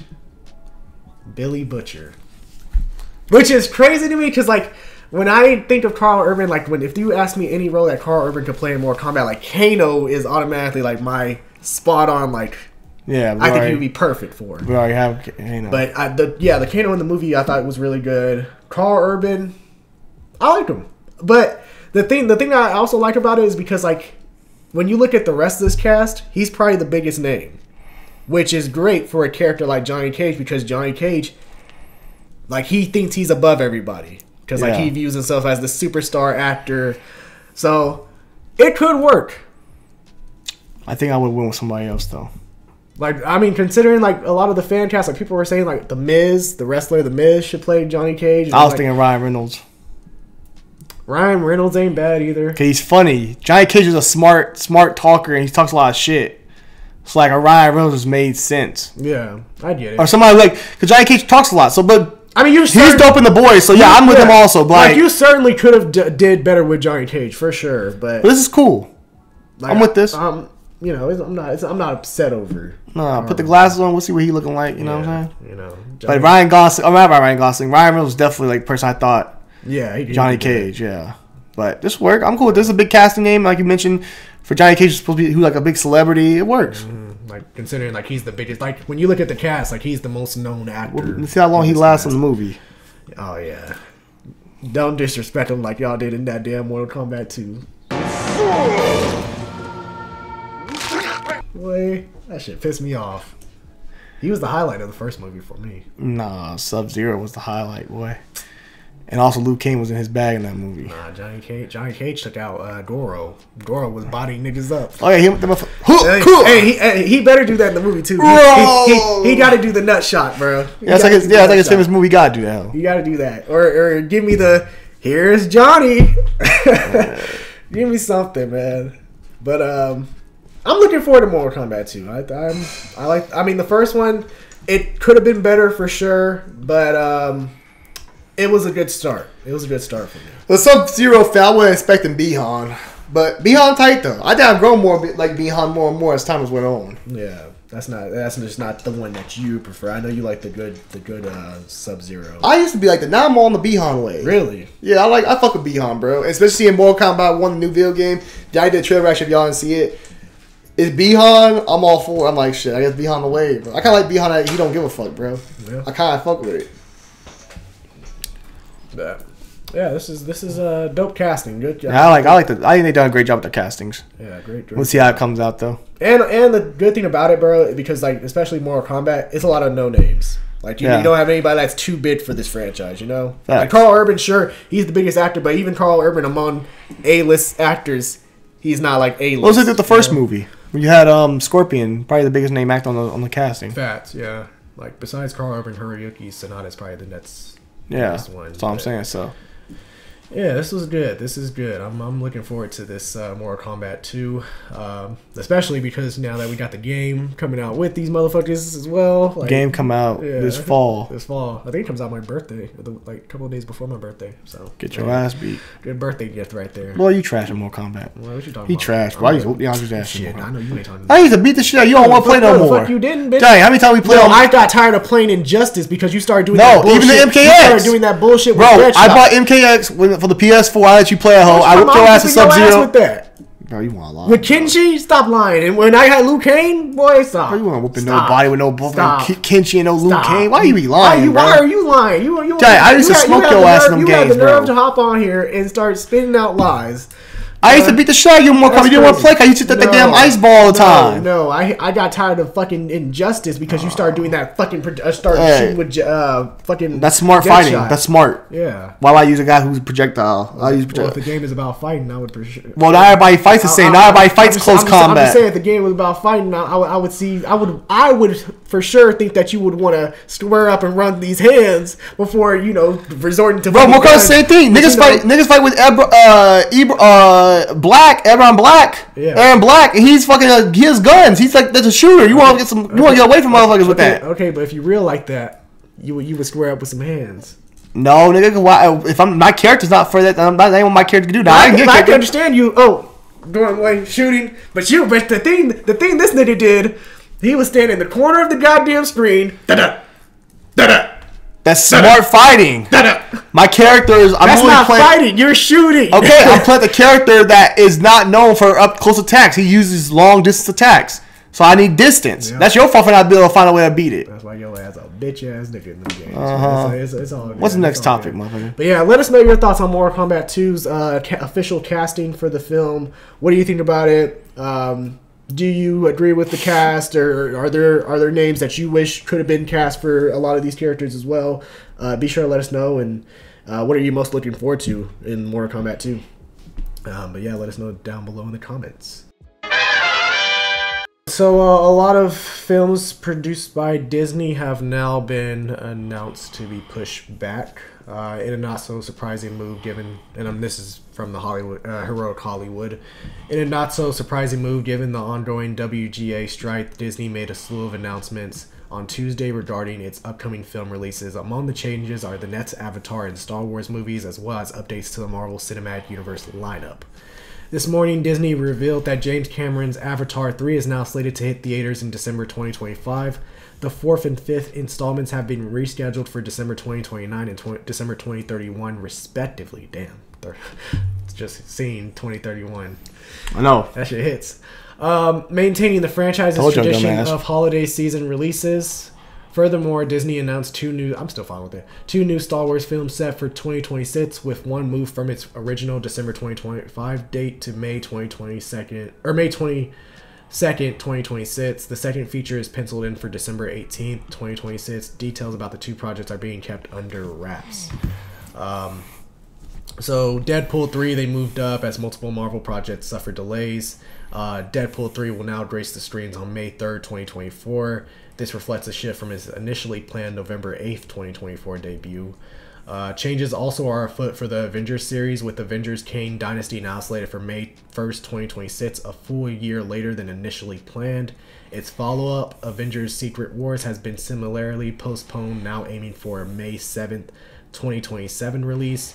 Jonathan Majors, the 33-year-old actor who plays the villain of the two films, is currently involved in a legal case in New York facing assault allegations. But hey, he living a good life right now. He got making good in his corner, so he fine. Further reshuffling in the Marvel lineup was announced as well. Captain America Brave New World, which I hate the fucking name change, now finds itself moved back around 3 months to July 26, 2024. Similarly, the Thunderbolts has been delayed 5 months to December 2024. Blade now takes a Valentine's Day slot on February 14, 2025, with Fantastic Four arriving almost 3 months later on May 2nd, 2025. It's a lot there. Yeah, that is a lot. We'll start with the Marvel projects. I'm not surprised by the Avengers delay. I think the Jonathan Majors thing does play a factor in figuring out what's going on with that, and hopefully that's wrapped up by the time, we're getting closer to this release date. Mm-hmm. We know what's going on with that. As far as I'm glad Deadpool's coming up. The Blade Valentine's Day release, I actually like that. Black History Month, also Valentine's Day. I think that's just a great day because it's heart. You think about the hearts. So I don't know, for some real reason, I think that actually worked. Oh, so you releasing the black superhero in February? Yeah, that's. So you did Black Panther. I mean, hey, smart marketing, Marvel. What did they do with Black Panther? Do you have a problem with what they did for Black Panther? Mm-hmm.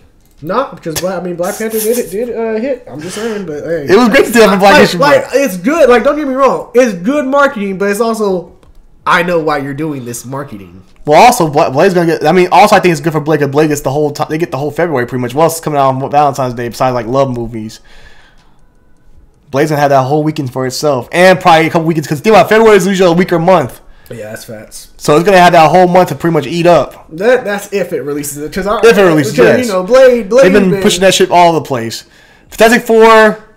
I still think that's going to come out in May or probably push back a little bit. I'm excited. Brave New World, I actually like the time. I'm cool with it. I'm excited for that movie. It sounds like a goddamn Disney film. It's better than New World Order. It sounds like a Disney song. New World Order was kind of wild, bro. New World Order sounds dope. It sounds fitting. Yeah, but you have motherfuckers out here wilding out in real life, bro. Motherfuckers out here on the conspiracy theory shit. Now we got to change movie titles just because niggas can't control themselves in real life. Well, they want some other shit. You tell the world, motherfuckers like this. They're going to be like, oh, storming the Capitol again? No, but Brave New World I think worked. I mean, I think it's actually works because to me, Brave New World symbolizes like this new Captain America we're embracing, a black Captain America, a new turn in the tide with General Ross being the president. It is a different, you know what I mean? I don't know. It's just because like New World Order, because you had so much. One, you had General Ross becoming president. So again, president, New World Orders. You see where Harrison Ford said he don't know who the fuck Red Hawk is. No, that's Harrison Ford being Harrison Ford. Don't ask her. Look, if you want Harrison Ford, do not ask him comic book questions about the. Oh, ask about Indiana Jones. Ask about Star Wars. Ask him about Star Wars. Ask about Star Wars. Ask him about Indiana Jones. That's it. Give you the right answer. That's how you gonna tell you about Indiana Jones. He ain't gonna tell you shit. But overall, I'm okay with most of the time. The Avatar, I tell you, the Avatar shit got an issue with me. I'm fine with me. No, bro, 2030, bro, fuck out of here. That's the fourth one. It's not the third one. The third one comes out when? 2025, bro. That's not bad. That's what 2 years from when the last one. But one my point is, look at the next one, the fourth and fifth, 2029, 2031, bro. Like, I feel like you're testing your audience, bro. Like, not everybody's gonna be riding that wave in 2029. We don't know what the fuck 2029 is gonna look like as far as film wise. So push your films back so damn far. 4 years is not that damn far. I remember back then in the day, like shit didn't really come out for sequels. Bro, what I'm saying though, 2029, you don't know what the film industry's gonna look like. You know what technology gonna look like for you to make a film in that year. Avatar might not be. Oh, it's Avatar. It's so amazing, like it is right now. No, that's the thing with James Cameron. He always doing shit ahead of its time. So like again, in 2029, you're right. Motherfuckers probably could pick up and have a lot more crazy and new shit that looks good. But James Cameron, guess what? Is gonna find some shit that looks even better. But my problem is also the audience, bro. Like not everybody's gonna stick around for this franchise. And be like, oh yeah, I'm excited for new Avatar. Look, if the third one is still good in 2025, and that's let's be honest, how good was the second one really? Let's be honest, it was great. I fucking loved it. Story wise, Yes, it was a solid story. Solid. Yes. A lot of people complain about the first one, have a weak story. It was a good one. It was a good story. Yes. It was solid, yes. But my point is, for a 10-year wait period, it didn't blow your mind like you thought it was going to. Shit, it blew my mind as far as the underwater shit. Fuck yes. Well, you ask a lot of people's opinion, not going by box office, just going by people's opinion. A lot of people look at that film and say it's cool, but because again, let me ask you this: what was the reason why it took 10 years for them to develop? It was because James Cameron wanted the right technology to shoot the underwater shit. So at the end of the day, when I watched the underwater shit in the Avatar 2, it blew my mind. So why am I waiting for 2029 and 2030? Why am I waiting for 2029 and 2031 for a fucking fourth and fifth film? Why am I waiting that long? For what? What do you mean waiting that long, Javante? 2025 is when the third one comes out. 2029 is a long time. That's 3 years from the last one. Bro, you know Star Wars. You know Star Wars releasing every like 2 years. Like and hold on, listen. Hold on, wait. You said you're just about to bring up Star Wars, and how have those movies turned? No, I'm not talking about even the original, even the prequel trilogy. Phantom Menace came out in '99. Yes. Attack of the Clones 2001. Revenge of the Sith 2003. 2-year time periods. Revenge of the Sith did not come out in 2003. Yes, it did. It came out in 2005. I'm pretty sure. No, it was 2003. Okay, let's look. Okay, here you go. Go ahead, brother. Attack of the Clones came out in 2002. Okay, it's 2004. My bad. 2004 came out. What year was it? Revenge of the Sith came out in 2005. Okay, so 2-year jumps. That makes more sense. That's a 3-year jump. 2002 to 2005? No, it came out in December though that year. Wait, oh my god. When it come out. Star Wars is a December release, so it's pretty much the beginning of the year. So I'm saying 2 years. Okay, the Attack of the Clones came out May 2020, May 2002. Okay. Revenge of the Sith came out May 2005. Okay, fine. 3 years. 3 years. This ain't no fucking 3 years, bro. Javante, it is 3 years. Wait. That's 4 years. 4 years for 2025, 2029. And then after that, it's 2 years. And that's possibly, this might get pushed back again. It could get moved up. Who knows? No, it's not getting moved up. We know how this going to go. Either going to stay there or it's getting pushed back some more. Regardless, at the end of the day, if it gets pushed back, will I have a problem with it? No, because I know the shit's going on. I'm not talking about you. I'm talking about the general audience of people who watch these films like, oh, okay, Avatar, yay, cool. Well, according to the general audience made about like $2 billion from this damn film. Yes, the hype beast. Yeah, it got carried. I'm not saying it's the hype beast. No, for real. There's people out there that really like them. I'm not knocking that. And also, but I'm saying that's what I'm saying. By 2029, who knows what else is out there that can do the same things and touch these same bases? I think Avatar. I think Ready Player One visually just as good as Avatar does. It's James Cameron. Actually, no, that's my man. That's not Steven Spielberg. Yes. But that shit visually looks just as good. Does it not? Does it not? Ready Player One look advanced for its time. It's good, but Avatar. Oh my goodness. Come on now. Come on, bro. I don't know, bro. And you a hater. I'm not hating. I went and saw the movie. I don't hate the movie. I'm just saying, bro, like, damn, James Cameron, you got motherfuckers waiting for fucking lifetimes. I'll be fucking almost 40 years old when this shit comes out. That's fine with me. And you know what's cool about it, bro, is because eventually, let's say I have kids in the next upcoming years. I pray I don't right now. You know, nigga ain't ready for kids right now. But let's say I do, bro. I could take them to this, have them watch the first one, and think about like when Dad gets us to watch Star Wars. Like, sure, we watch A New Hope, we watch Empire Strikes Back, and we love those movies. But visually, what are the movies like for us? No. However, if I showed my kids Avatar 2020, the first Avatar, and I show them the second Avatar, visually, it's still for them. No, it's not. Yes, it is. The first one, it still matches up to this day with movies. Okay, for you, yes. For your children from 10, 15 years from now, it won't be like that. They don't know what the fuck they'll be looking at.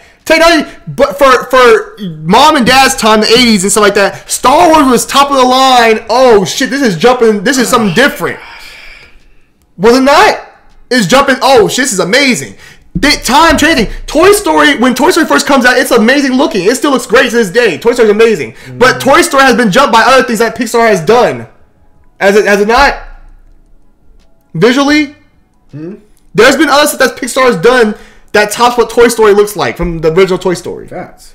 Okay, so this... But you still love Toy Story. Yes, I grew up on Toy Story, just like Star Wars. If you grew up on the original trilogy of Star Wars, those movies look fine to you because they're the original trilogy. Some people hate that they even changed some of the shit in the original trilogy when they rebooted it for the Blu-ray.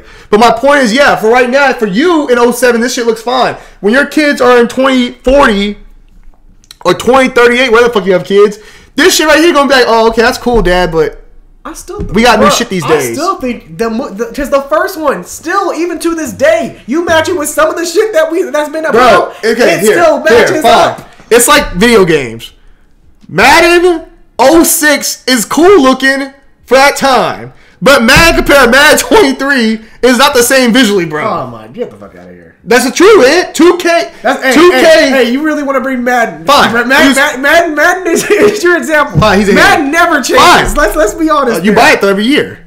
2K. What are you using? 2K. 2K7 to 2K23 are not the same looking game. 2K7 looks good for the time. 2K11. I'll do 2K11. 2K11 looks good for the time it was with Michael Jordan on the cover and shit. That looks good for the time it was. But compared to today's time, the kids would be like, nah, that shit's trash.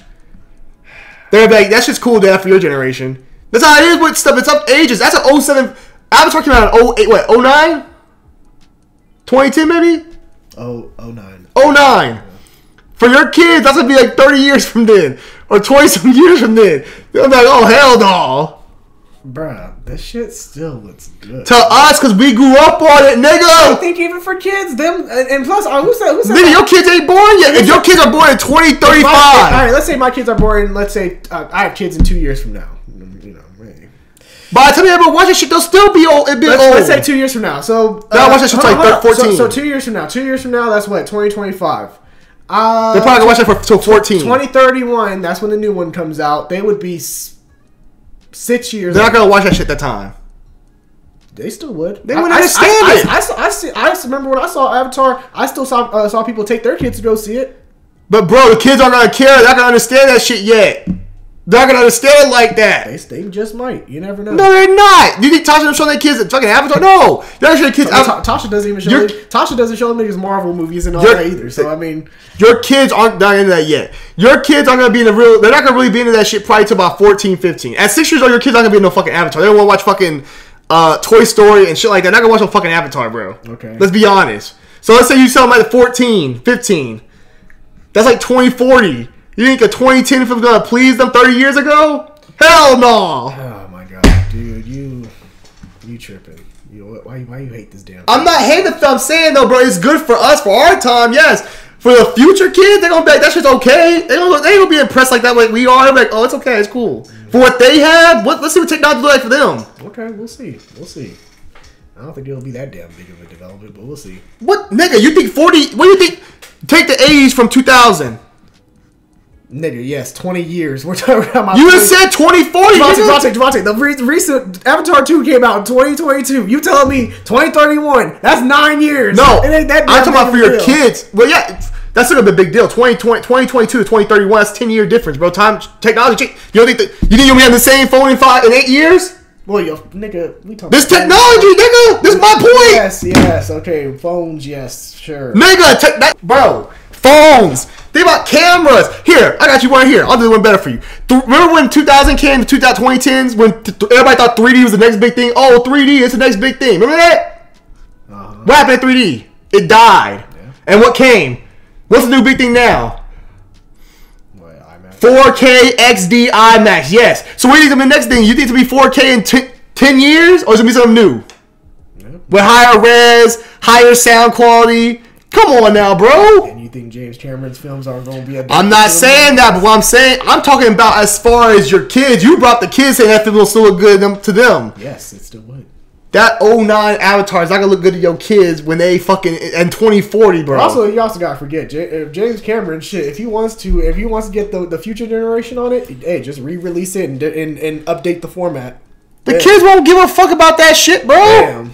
You see Star Wars right now struggling to get the youth. That's because the movies ain't been good. The Avatar movies Okay, we gotta start keeping it real. Those Avatar movies are cool, but they're not revolutionary stories, bro. Let's be honest. The story's not revolutionary. I never said they were. Okay, what makes Star Wars last long? What makes Star Wars so long lasting? But let's also not forget, you treat it like Avatar is just the movie stuff. Avatar also has its own little theme park in fucking Disney World. So is Star Wars. So is Star Wars and all that shit. That's what I'm saying. So like, yes. Okay, you go to Pandora. Let's see how much tickets cost to go to Disney World. How many niggas going really to Disney World? What? How many people go to Disney World? How many families go to Disney World? Well, shit. I mean, based on the fucking ads, who went to Disney World? Based on the advertisement commercials, you see plenty of families doing. No, ain't nobody going to Disney World. That's why Star Wars, the hotel shit don't shut down. Motherfuckers can't afford to go to Disney World. So how many of them kids really get to see Pandora as kids? Well, you see, that's the point. You see how much they charge for Star Wars shit. I don't think they charge that much for Avatar shit. Nigga, Avatar's part of Disney. Getting that fucking park is still gonna be expensive. Well, yeah, but I'm saying Star Wars. Think about all the shit they try to sell you. What do you think Pandora's trying to sell? You try to sell you fucking toys and shit. They try to sell shit too. Yeah. How much market you see for Avatar for as toys and shit? You talking about G.I. Joe? How much Avatar shit did you see in the stores to buy? Avatar doesn't really sell toys like that. But hey, okay, so how you get the youth? But there's a few. Then how do you get the youth? How do you get the youth? I don't see Avatar with no TV cartoons on Disney Plus, no cartoons or no miniseries. Film. Oh, shut the fuck up. It also has a video game coming out, so there you go. Nigga, I'm talking about the kids, nigga, the youth. Kids play video games, there you go. Oh my god. What they gonna do with the video game, nigga? Run around, what you gonna do with video game? Come on now, bro. Yeah, let's be honest. Be an Avatar, nigga. Be Navi. Oh, shut the hell up. All I'm saying is, bro, you bring up Pandora and shit like niggas can go to Disney World. Now I can go to Disney World, bro. Okay. That's why my ass ain't been there. That shit expensive. Well, for you, all right, I'm sorry. For y'all broke ass niggas, you won't be. Hey, you ain't been to Disney World either, motherfucker. Look up for y'all. That nigga ain't see a Disney World. That nigga see YouTube videos of Disney World. They ain't see no damn Disney World, nigga. Yeah, I got the YouTube tour. That nigga know what Pandora even look like. I got the YouTube walkthrough. That motherfucker don't walk through Pandora in his life, nigga. Don't let him lie to y'all. Oh man, that shit. Hey, it's not y'all out there, bro. Disney out here bullshit with them prices. Motherfucker charging over $999 for fucking people. Facts. Not even a whole feather gip in that motherfucker. You see what they charge for that damn Star Wars drink at that damn cruise? They all, yeah. Shit was like why ain't the hotel shut down? $500 fucking dollars. Why ain't the hotel shut down? Yeah. The hotel shut down because the motherfuckers couldn't keep no business. Motherfuckers wasn't going to see that shit. Star Wars lost its way, bro. George Lucas would never.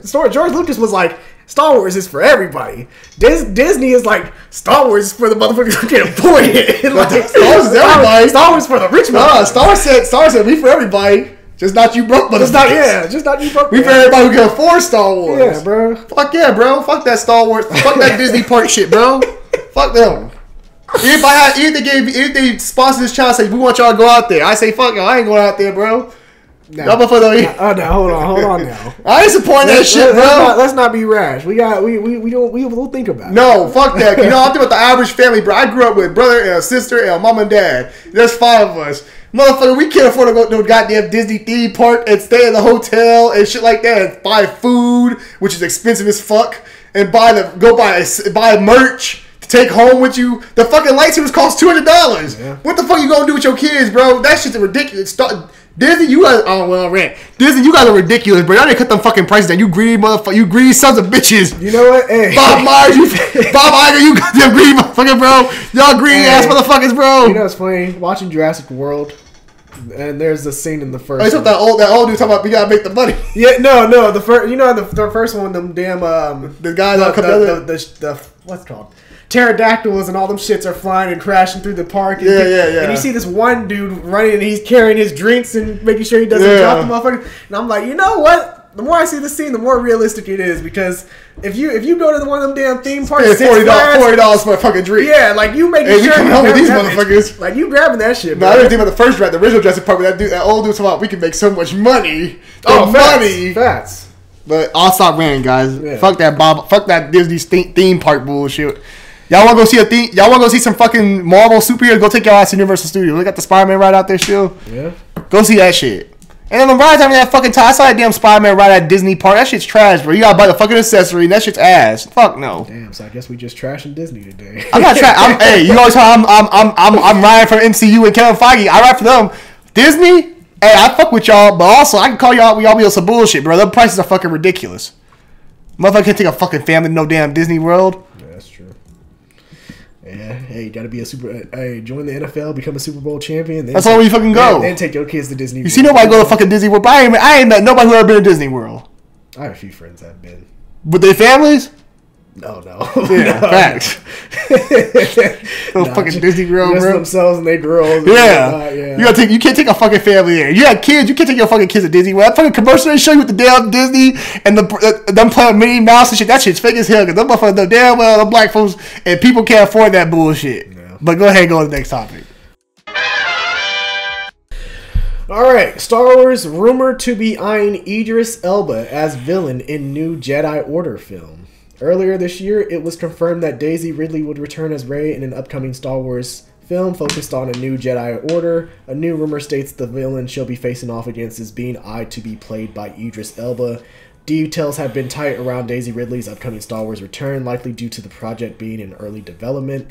While the film is confirmed to be about Rey rebuilding a new Jedi Order and John Boyega is rumored to return as Finn. I guess they emptied out the Brinks truck, bring his ass back. Not much is known outside of rumors. The newest rumor from Insider My Time to Shine Hello, which you guys should definitely follow. They have really good scoops.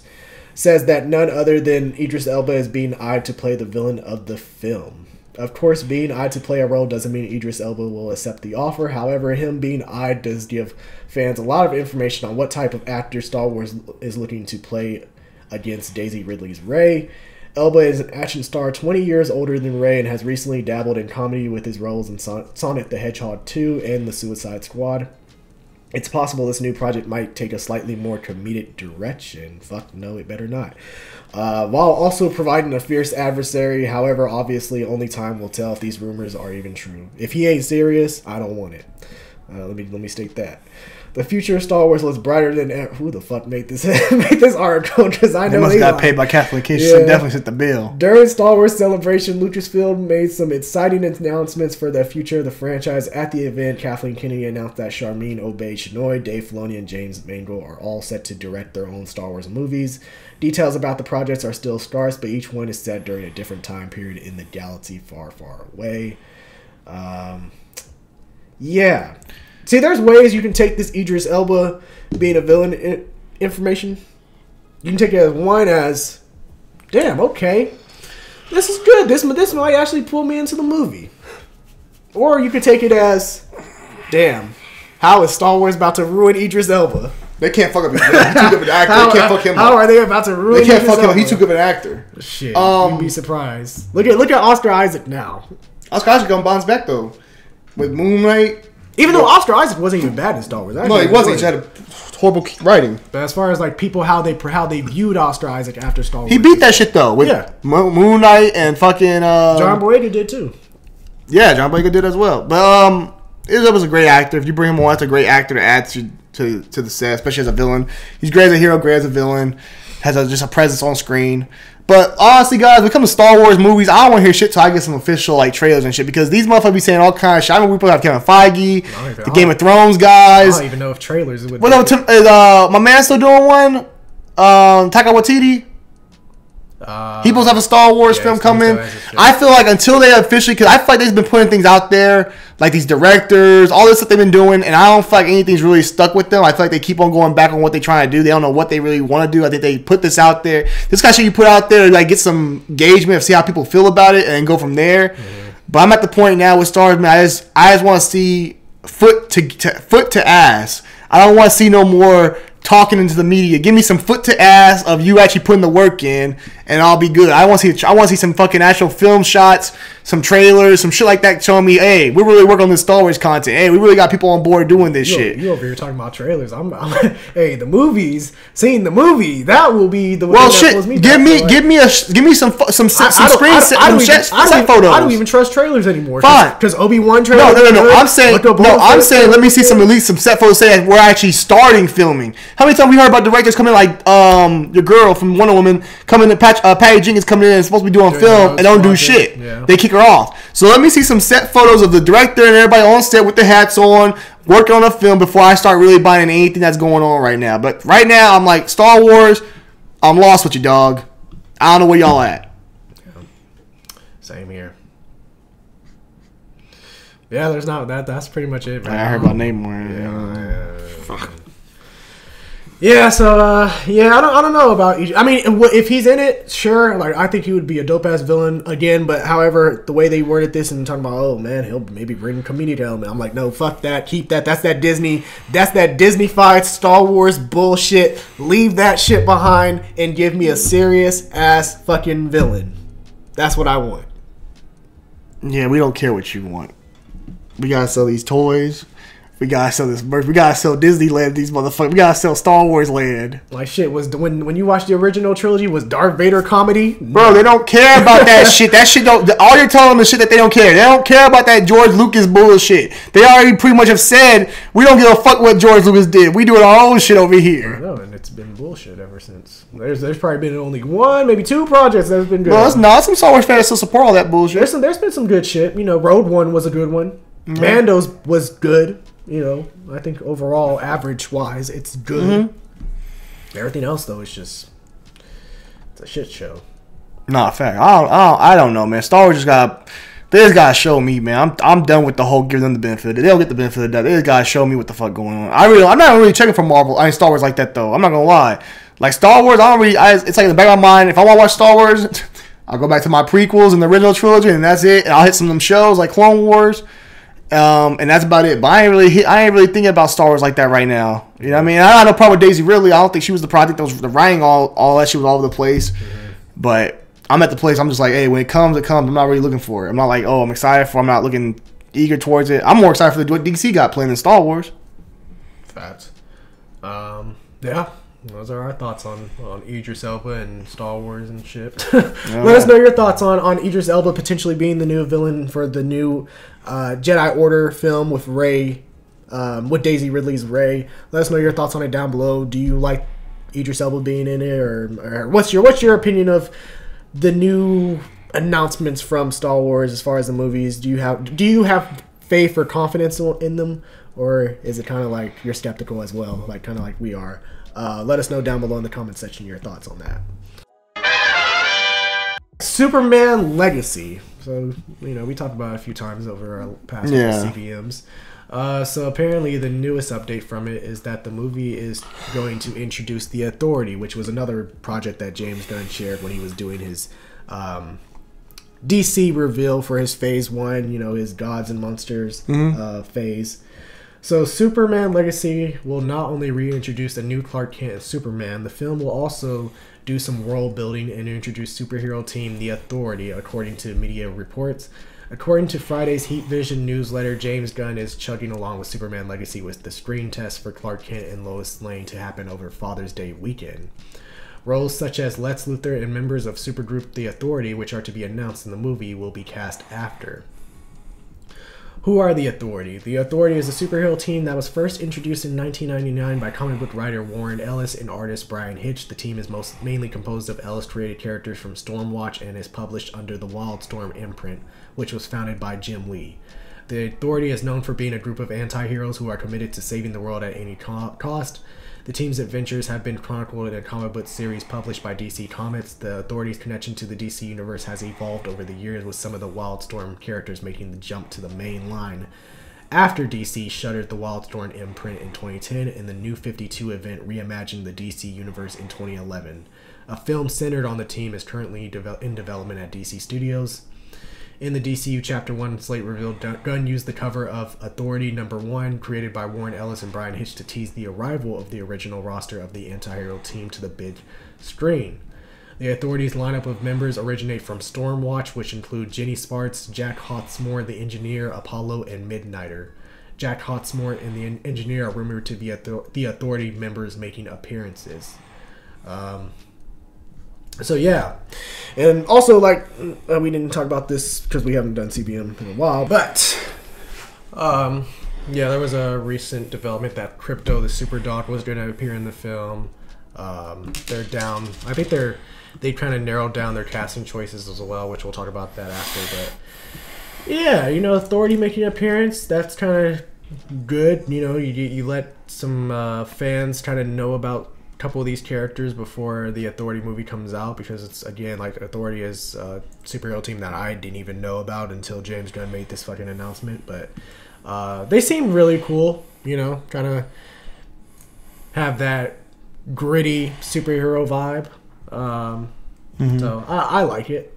I like it for introducing for this film.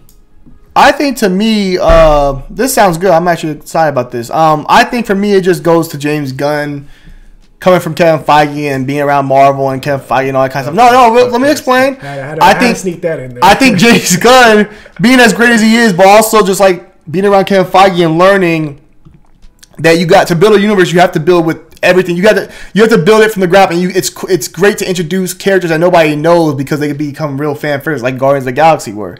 So I think using Superman movie to introduce this Team of the Authority, which I've never really heard of, similar like how I felt about Guardians, could be something great, and you could have something here that could be amazing. I'm not familiar with these characters, but to put them in a Superman movie is already gonna get you that notoriety because it's Superman. And add these characters are cool, and people are like, oh, I really like the Authority. Like, I really like that team. Yeah. You can really do a lot with them in the future, going with their own spin-off stuff or doing their own movie and stuff. So it's just a great way to introduce a new team that people don't know about through a Superman film. I think it's a smart way to move. But I'm excited for it. I'm excited for Superman. Like I said, I think my biggest problem with DeAndre and Superman was we always argue about the Man of Steel because I just felt like Superman doesn't feel lighthearted and like a beacon of light in those films to me, and especially in Man of Steel, I don't feel like he feels like that in those movies. Not knocking Henry Cavill the actor, but I just don't feel that he was that. Cause I feel like the moments that make the heroes, those moments that the smallest of moments. Like instead of kissing Lois Lane at the end, he should be hearing all this, after he just killed Zod. He should be hearing all those people crying, and he's hearing all those people crying, like saying, "Help, Superman! Help! We need help!" or "Help! We need help!" and all that kind of shit, and hear him like, I need to go help these people. I need to be these people's hero. And going to save people. I'd rather see that than seeing him kiss up on Lois Lane another 5 minutes. I mean... And you agree with that too? I'm trying to play you agree with that. I mean, look, it's to each their own. You agree with that? Hold on. To each their own on how their opinion of the film, Man of Steel in general. I mean, my opinion is a great fucking movie. As far as and I'm biased. As far as the thing, they probably should have showed that shit, him helping out people. But I think it's honestly implied that he did help those damn people out. But it is what it is. But what makes the hero the hero? Even Tobey Maguire, they showed him that actually Tobey Maguire had to choose between Mary Jane or the bus, and he chose both. He found that was a hero moment. Even when he went there to save the chick from the fire, he could have did that. He said, "Oh, here one more." He went right back up in there, even though it was a setup, to go save another child. They showed him trying to save lives, saving people. I mean, he was saving niggas throughout the movie, but it is what it is. Look. Even the train scene, he literally sacrificed his own goddamn face and his fucking mask for the train to save those people, even though he knew they were going to see his face. Yes. That's the hero moment.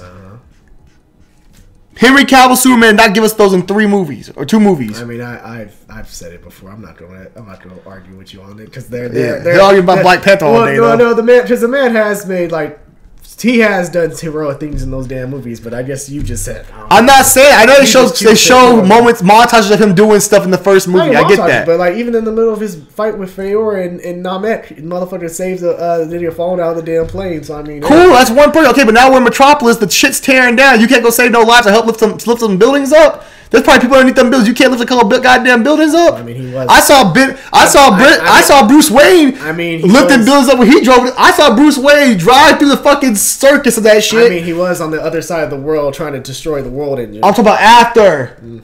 He was facing off against Zod. After he killed Zod, he wanted to kiss up on Lois Lane. Yeah, they probably should have. I honestly, I didn't want. And this is also, I got the Lois. And then also, this is supposed to be the fastest man in the universe. This man can go from speed of light one way or the other way. So don't give me that damn. He's on the other side of the damn Earth because he goes the speed of light. Don't give me that bullshit. It's not like he was on the other side of the Earth doing nothing. He was actually just trying to destroy the world engine, which was like Kryptonian. So like you saw him coughing during that scene and all that because like. It's kryptonite. Okay. Technically, it was kryptonite inside that. For Superman to be Superman, this is not Spider-Man. This ain't Batman. This ain't no Iron Man. This ain't Captain America. This ain't none of them characters. This is Superman. This will be the ultimate hero of hero, the God amongst us all. He is the hero of heroes. So he should be able to show us some scenes of him doing some badass shit and saving lives in the middle of it. Because he is Superman. He's not like his fucking Spider-Man. It's Superman, nigga. He's the ultimate fucking hero. Let me see some fucking freeze breath. Why don't you freeze that goddamn gasoline truck? Which he did. But look, he didn't freeze that goddamn gasoline truck. I'm talking about as far as saving people. Look, I'm not about to talk about Man of Steel with you. Hold on, let me say one more thing. I'm done. Go ahead. Superman has all those powers, and we didn't see shit get used except for the laser vision. Yeah. Okay. I'm done now. Yeah, okay. All right. You done? You gotta get that off your chest. But overall, Okay. this looks tight though. Superman Legacy, I'm excited for. I think it's gonna be really good. Yeah. Shout out to James Gunn, Overall, I think them, aka the Marvel protege. Yeah. That's not what he's called. But anyway, just them bringing crypto is a nice touch because again, it shows. I'm surprised you're cool with that. Yeah, I am because it shows like there's nothing that's too. What kind of dog is Crypto? There's nothing. What kind of dog is Crypto? I think he's a golden retriever. Well, yeah, he's already done dogs. He did the what's her name in Guardians. So he's already kind of done dog characters. Cosmo, he did Cosmo. Hey, we got Bailey if you want to cast a Crypto. Oh yeah, Bailey's wild though. She need to be the villain. Yeah, very too wild. Yeah, definitely got to get a good animal control expert on that set to contain her because she's wild. But no, I like it because like it's wacky. I'll take her. It's comic booky. Because like you would never see like Crypto. I don't think Crypto would ever be introduced in these other comic book movies that we've seen recently. But like to show like, hey, like there's nothing off limits from the comics that we can't incorporate. Does that feel like Marvel though? No, because Marvel's been doing that. They've been pushing like the cat, like Goose, Cosmo. They've been pushing the limits when it comes to like creatures like Rocket. Like so, I'm saying like I know DC's been more of like the Batman and like. Even Zack Snyder's universe has been more like realistic, serious type of vibes. Yeah. So having a Crypto's kind of more of a comedic kind of thing also as well, but also more like comic-y. For sure. Like, so I think that kind of is a Marvel thing. Well, like yeah, I mean you could say that. Yeah, I because like the way I see it, because even when Peacemaker, there was a reference to Batmite, and Batmite is a fucking interdimensional, smaller version of Batman. Mm-hmm. That's like again, that's a wacky character. So. I think he'll bring that, especially when it comes to some villains. Like, there's not really a villain that can be left off the table. Like, there's not a situation where like Toy Man's a villain and they're like, well, you know what, Toy Man's not serious enough. Let's not hold him back. No, like they can put any villain they want. They can put any character they want. So, and Crypto, I don't think Crypto's going to be a big part in the movie. I think he's just going to mostly be there, but not like actually. Be the one helping out during the final fights and all this shit. Like, don't expect that. I don't want that either. But, hey, small part. You got a message. Shut the fuck up. No, but real talk though, I think you made some great point. Cosmo, I think is a cool thing. I think it also just changes the atmosphere. Crypto. Knock off Cosmo. I'm just playing. I'm just kidding. No, I think the Crypto thing, having Crypto is a dope thing to have, though, just because it does change the whole the atmosphere. What's the word I'm looking for? The tone of what this universe is going to be and what James Gunn is trying to create in this universe. So I think that's a dope thing. So shout out to James Gunn. I'm excited about his Spider-Man movie. Yeah. Oh, that's Beast Boy. He's Beast. You mean Superman? All right, Superman movie. My bad. Hey, we've been on here for like about 2 hours. That's why, man. I'm tired. Yeah, these are some of the casting. I'm not with the dude from Beast. I'm already gonna call that out. I don't want Beast Boy, I don't want Beast. I'm pulling up on the computer so Javante can see because he's not like me where I know actors by name and shit. But I know some of them, bro. Yeah, he knows the big ones. But why they cast my man from Euphoria, bro? Hell no, bro! Stop it. Why not? Jacob Elordi is not playing Superman. Why not? Put Jacob Elordi on the screen also. Put him in there. Put him in there. I just want to see. Superman, bro. Stop. Why not? He's 6'4". Doesn't matter. He's swole. Because you 6'4" swole don't mean you Superman. What's wrong with them? Women consider him a good-looking guy. He was on fucking Vogue and all that shit. He was in them damn models and shit like that. He models. He's not Superman looking. Why not? That's the question. Look at him. He ain't see. What do you mean? I can see it. Yeah, he don't not look like no damn Superman. This right here look like a Superman? No. Really? No. You used to like him because he looked more like Nightwing. If I'll give him anything. Bro, I think he could be Superman too. Nah, fuck that. Look. So as far as Superman, these were the options. These motherfuckers look like Superman. There is Nicholas Hoult.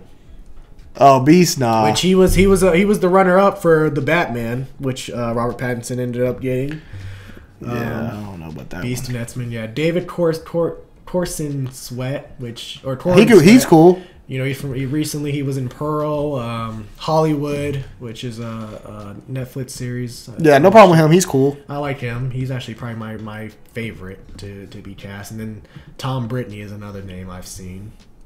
I haven't really seen Tom Brittney's work, but I'm cool with him too because he's a no name, so you can start fresh. Yeah. I prefer the other guy, David Kornowski. David Corn Sweat. Corn Sweat, my bad. David Corn Sweat. Couldn't see it right there with the Google thing. David Corn Sweat, I think he's probably my favorite choice. But I really like the idea of Jacob Elordi, bro. Nah, David Corn Sweat would be my ideal choice. What about Jacob Elordi, bro? Nicholas Holt. I wouldn't. Now, Nicholas Holt, I could see him as a Lex Luthor. No. I could see the Lex. I can't see. No. I can see the Lex. Lex would just be older, bro. I could see the vision. No, because Lex would be older. Lex ain't that damn old compared to Superman. He should also need to be more mature. He needs to look more mature and more like Lex Luthor has a look about. He can play that. But he also be bald. Okay, I can't picture him bald either. I can picture it. No, when the fuck you see him bald? He ain't got no terrible, no picture, no short hair. That's the thing, bro. Hey, surprise me. No, because even when old boy was playing, we like, bro, he went bald. We like, this shit. I don't know, bro. Shit, Jesse Eisenberg bald as Lex look better. It didn't work. He looked better than curly haired Lex. No, but I'm saying you need somebody more seasoned. Like you can go with a guy like and he has been bald before. Look with Mad Max. Yeah, I don't see Lex Luthor, bro. He don't look intimidating like that. Well, this was also when he was younger, but I don't think Lex Luthor.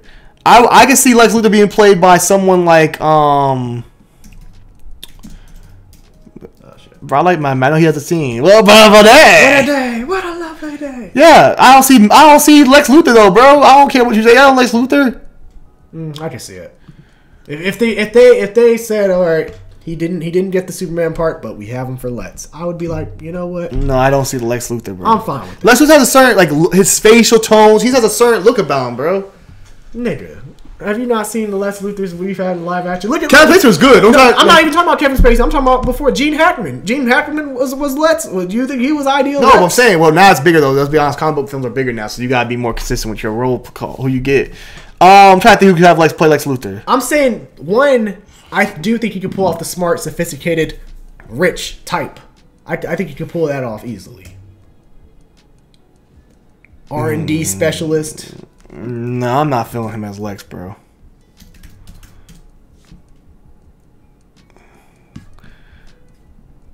Like, see, when I look at Lex Luthor, I look at a certain type of. I just don't see that as Lex Luthor, bro. Okay, well, all right. What if you got I don't know. Well, they haven't really announced who they have as Lex. They're waiting. They're casting their Superman and Lois. No, I don't blame them. They do anything first, but you know what? All right, so Superman, you agree? Yeah, I'm with him. If you already get my man a chance. Jacob, no, we're not doing Jacob Elordi. Sorry. I'm glad Jacob Elordi actually gets a shot too. What you want to do then? No, well then I'll be like, damn, the world is ending. No, you know what? I'll have that Mark Wahlberg reaction from Ted. You ever seen Ted 2? No. Well, I seen Ted 2, but when he says the next Superman will be Jonah Hill. Fuck. Okay, here I got some people. I got some people I thought about. Billy Zane. Billy Zane, too old. Even though he would have been perfect. Yes. Mark Strong. Shazam's not canon no more. What's up? He's not bad, but of course Bryan Cranston. Everybody says Bryan Cranston. Bryan Cranston ain't bad, but again, I think he's still too old. Corey Stoll from Ant-Man. Ant-Man, nah, Marvel, DC. What's wrong with that? He's not gonna be in Marvel no more. He's done. Jude Law. Jude Law bald look actually kind of like he could be like look at bald. Is he actually bald or did they actually Photoshop? Nah, I think he's actually bald in this picture. They have everybody else with still hair and shit. Yeah, Jude wouldn't be terrible. Bob Odenkirk. Bob Odenkirk, Better Call Saul. Nah, I don't know. Patrick Wilson. Patrick Wilson. It's Insidious. Oh shit! Yeah. But bald. Look. Yeah, I don't know, bro. Because again, aren't they? I don't know if Aquaman is still in the current DC. Because he's Ocean Master. Like, don't give me an old DC actor playing. Well, no, you're not about. Okay, Patrick. Say, well, let's see. Is Aquaman gonna be canon still? I don't know. I don't think Aquaman's gonna be canon because they're saying they're trying to move him to Lobos. Matt Damon. Hell, well, I don't know. Hey, Matt Damon's a good actor. Don't have to play Matt Damon. Matt Damon's back in the scene now a little bit. Matt Damon, I don't think he would do a superhero movie. Why not? He never does it. The right one. Hey, that's why everybody says he's like Martin Scorsese. He makes fun of them bitches too. Okay, Vin Diesel. Shit, don't you think Ben Affleck would? Hey, what about Vin Diesel? Don't you think Ben Affleck would have convinced Matt Damon by now? Oh, what about Vin Diesel? Hell, wait, what? Huh? Hell no. Fuck no. All right, I got one more. No. One more. Alec Baldwin. No. I'm sorry. No. Okay, so you like a lot of those were no, you like some of those. That's some good ones. There were some that were good. Somebody put Gino Carlo Esposito, but nah. He could work, but no. He could work, but I mean, if you switch Patrick Wilson. I mean, he actually does voice Lex Luthor. Yeah, I know. So look, Patrick Wilson, Jude Law, and Corey Stoll, and Mark Strong be my finalists. I look at and be like, those are the ones. Those be the ones I look at. Probably Mark Strong first, though. What do you think? Wait, which ones did you say? I said Mark Strong, Jude Law. Mark Strong, Jude Law. Who else I had in there? Are you on my cast? Yeah, I do it there all the time. Yeah, nigga, they got some fire out here. Corey Stoll, of course, from Ant-Man. Okay. I put Jude Law, of course. Patrick Wilson. Mm-hmm. Bob Odenkirk. Those would be the ones I go with. Those would be the ideas of what I was think. Okay. Yeah, I got one more I thought about in my head. Let me see if I can find it. Let me see what his name is. Like, I know he's a good actor too. He's been in a lot of shit.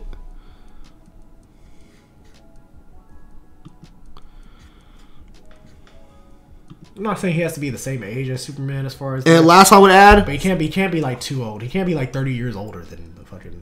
Why not? That's why like Billy Zane. I don't think. Okay, fine. Even though Billy Zane. I was gonna say Stanley Tucci, but yeah, Billy Zane would be a perfect. I was gonna say Stanley Tucci, but he's too old. Can't be it either. All right, what's wrong with Jude Law then? How old is Jude Law? Jude Law's like in his 40s, I think. Because David Torson, like let's say Jude Law's 50. Jude Law's 50. Okay, and David Torson. And Jude Law don't look 50 though. Like he's 50, but he don't look 50. Shit, you never know. In 5 years, motherfucker could look 50. Oh my god. No, I'm kidding. I don't know. David Corn Sweat is 29 years old, and he's 6'4". Yeah, that's my ideal. But so, my guy is from before is 6'4" too. What's up with him? And he's actually the same, probably a little younger. 29. I don't know. David Corn Sweat looks more like Superman. I don't know. Then my dude does. Yes. Man, boy, you don't stop. All right. He also looks like he could be a good Clark Kent too. Like I think he. Okay, I'm with him. I'm with him. Okay, look. Put the glasses on him. I think he could really look dorky, but then also like, you know. You tell me you win. Okay, what's wrong with Corey Stoll? How old's Corey Stoll? I don't know. Just a Marvel actor going to DC. Well, he's a good. He's good. He looks the part. He's also played in. He's also in what's it called? 47. That's not bad. He was also in what's it called? Also, Here we are about to talk about Superman Lois, but we over here got to talk about Lex Luthor being fantastic. No, I'm just saying. Corey Stoll, I think, is a good pick. Okay, let's look at what other options. Hey, they had some heat on my cat. I already went through all of them though. You know, James Gunn says he's not a fan of Gene Hackman's campy Lex Luthor. Okay.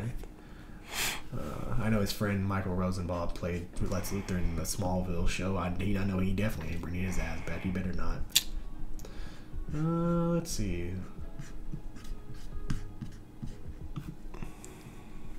You already looked at my cast, right? Mm-hmm. Sure. Let's look at Reddit. What does Reddit have to offer?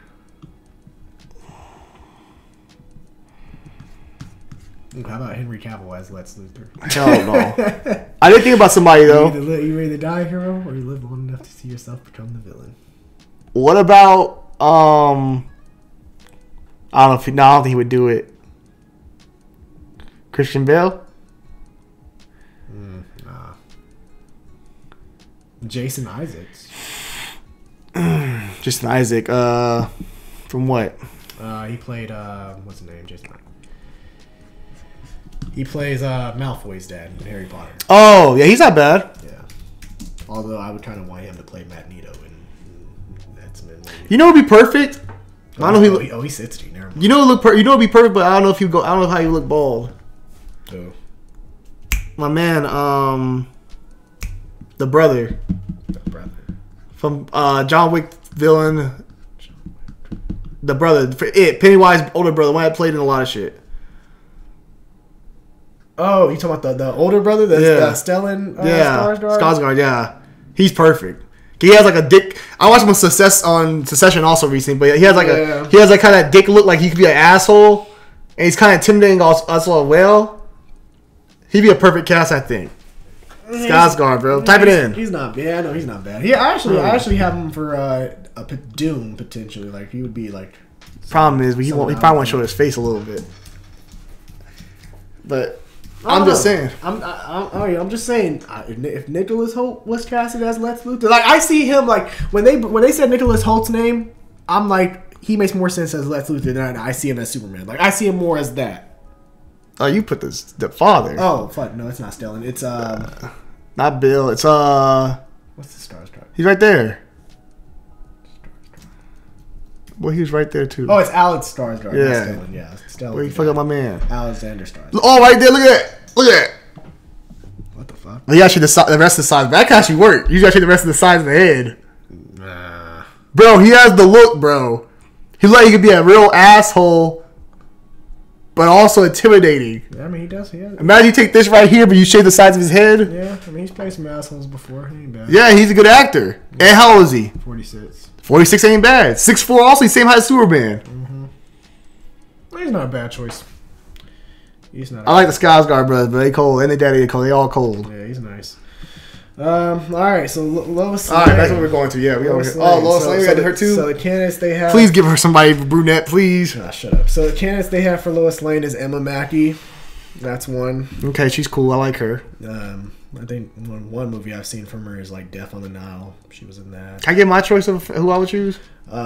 Rachel Brosnahan, who I heard had a really good audition. Like she put out a really good audition. Yeah, she cool. She has the brunette. Yeah, I had the brunette hair though. Yeah, she's not bad. I actually like that. She gotta keep the brunette hair, but yeah, she's not bad. I think she was a good choice. Somebody fine, like a Halle Berry. You know what I'm saying? For y'all that know, y'all know. Go check out Stephen A. Smith. And Phoebe. Hell no. Look at her hair. Bro, they could dye it, bro. I don't see her. I don't see her as brunette. You see her as a brunette? Okay. Can you see her as a brunette? I think everything here is fucking blonde. Yeah. No knock on blondes. We love our blondes. I'm just saying, it's like, come on now, my guy. These aren't bad. Can I give a choice also? Bad. I got a choice. If it was me, like, if it was between those three, I would go with Rachel Brosnahan. And I got a choice who I would want. Well, we're over here talking about who they actually have, but you go ahead, bring who you have. Who's your alternate choice? Camila Mendes. Perfect casting. Man, Camila Mendes. Type it in. You don't get the fuck out with Camila Mendes, brother. It's a perfect casting. Trust me, brother. Think about the cartoons. Yeah, but I don't think she's that good of an actress. Bro, you play Lois Lane. Look, these other ones. This ain't Lois Lane to you. Yeah, but she ain't as good as the other actresses. Y'all, I'm talking about Camila Mendes from Riverdale. Yeah, she's fine. Don't get me wrong. She's the best looking out of all them. She's also already brunette. But she ain't. Doesn't Javante, just because someone's already a brunette, you could dye their fucking hair. No, bro, you've been natural brunette, bro. No, nobody ever cast for natural fucking. That's the problem. When they cast for Black Widow, did they cast Scarlett Johansson because she was a natural redhead? Scarlett Johansson had her hair in movies. She changes her hair a lot though. She's had blonde. No, she wears the damn wig in the first. Okay, but I'm saying that other chick you showed me literally doesn't look good with no fucking black hair. She's literally done blonde her whole life. What about Rachel Brosnahan? There you go. Bro, Camila Mendes also age-wise fits the damn timeline. She's attractive. She's been in some things. Okay, she's 28. She's perfect for how tall is she? 5'9". She's perfect for height. She's perfect for everything you want. And she look better than all these other hoes you showing me. I like Rachel Brosnahan's 32. That ain't bad. 5'3". Look at the height difference. What Camila Mendes height? Yeah, that would look great next to Superman. What's Camila Mendes again? Think about Superman carrying her and shit. 5'2". Oh, yeah, okay. 5'2" look better than 5'3" carrying around. Like what's her? Okay, you're giving her credit. What's she played in? She has the same my history as goddamn Camila Mendes. It seems like. You could always went down to her movies originally. Yeah, I don't know why I did that. I don't see anything that I know from there really. Patriots Day, Change in the Air, Spy. She's done some of them like small. Okay then, so she's doing the same thing as fucking Camila Mendes. Let's see, has she won any awards? Oh, she won a Primetime Emmy Award for Outstanding Lead Actress in a Comedy Series. Huh? Do you remember a comedy series? I do not. Go to Camila Mendes Wikipedia. Let's see what she got. Rachel Posner in House of Cards. Do you watch the show House of Cards? Yeah, House of Cards is cool. Go to Camila Mendes and. Right there, yeah. Click on her page. Let's see what's about. She's playing some things I actually know. She's won awards too. Teen Choice Awards. 2017, she also appeared. I said Primetime Emmy. You bring up Teen Choice Award. What do you mean? She's still new. Look at her. Look at what she's done. Let's see what she's done. Let me see. Go back down, motherfucker. Film, that shit don't look as big as Dangerous Lives is actually pretty good. A lot of shit's on Netflix too. Again, a lot of it has been Netflix films. Right? That's good. Oh, you trying to say Netflix films ain't up there no more? I'm not saying it ain't up there. I'm just saying compared to TV. Look at her TV. She done TV. Mm-hmm. Look at her awards. Go down a little bit.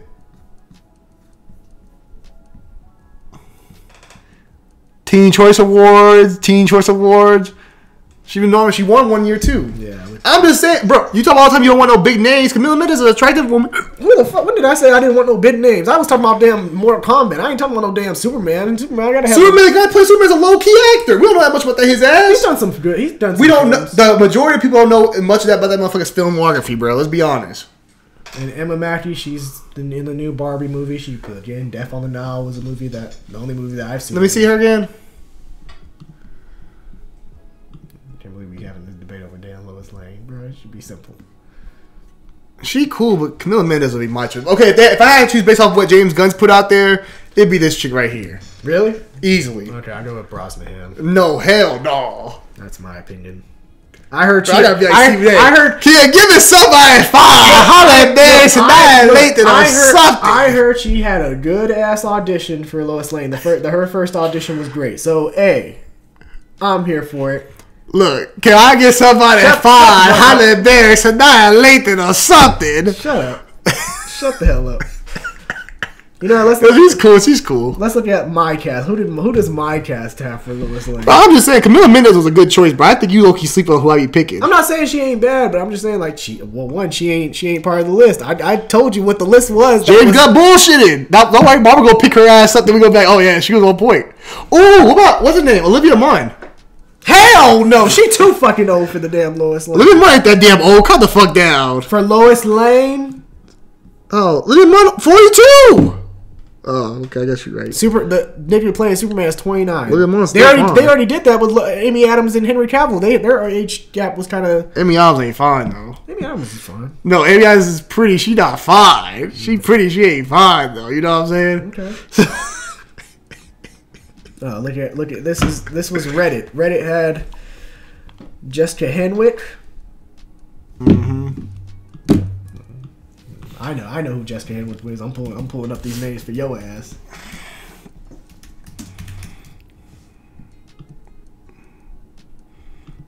Oh, yeah, I like her. She's cool. Game of Thrones. She's cool. She's done some other films. They also said Naomi Scott. That sounds familiar as hell. Power Rangers. Oh no. Oh yeah. Okay, she's cool. She's actually not bad either. The main ranger, she's not bad. The Pink Ranger. Yeah, she's not bad either. Not a bad choice. Someone said Camila Mendes. Told you. I don't give a fuck. See, they do. Hey, that motherfucker was a real one. They do what time. Camila Mendes is a good choice, bro. Okay. You don't watch Riverdale. She's a star of Riverdale, man. She's good. Oh, Felicity Jones. Felicity Jones ain't bad either. Felicity Jones went away. I don't know what happened to Felicity Jones.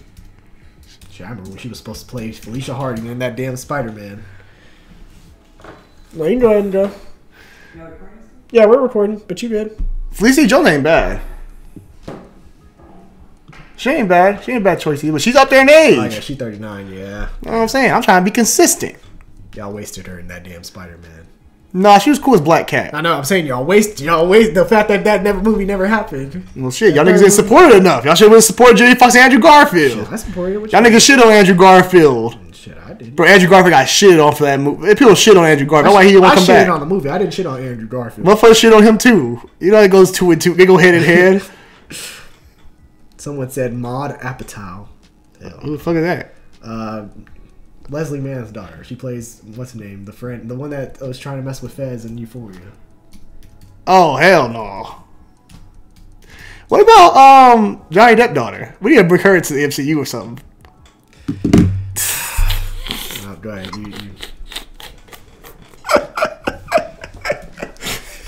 You know, I knew it was a matter of time before you started bringing her name and doing all this bullshit. I think she might be able to play Invisible Woman low key. I think I found Invisible Woman, nigga. What's good?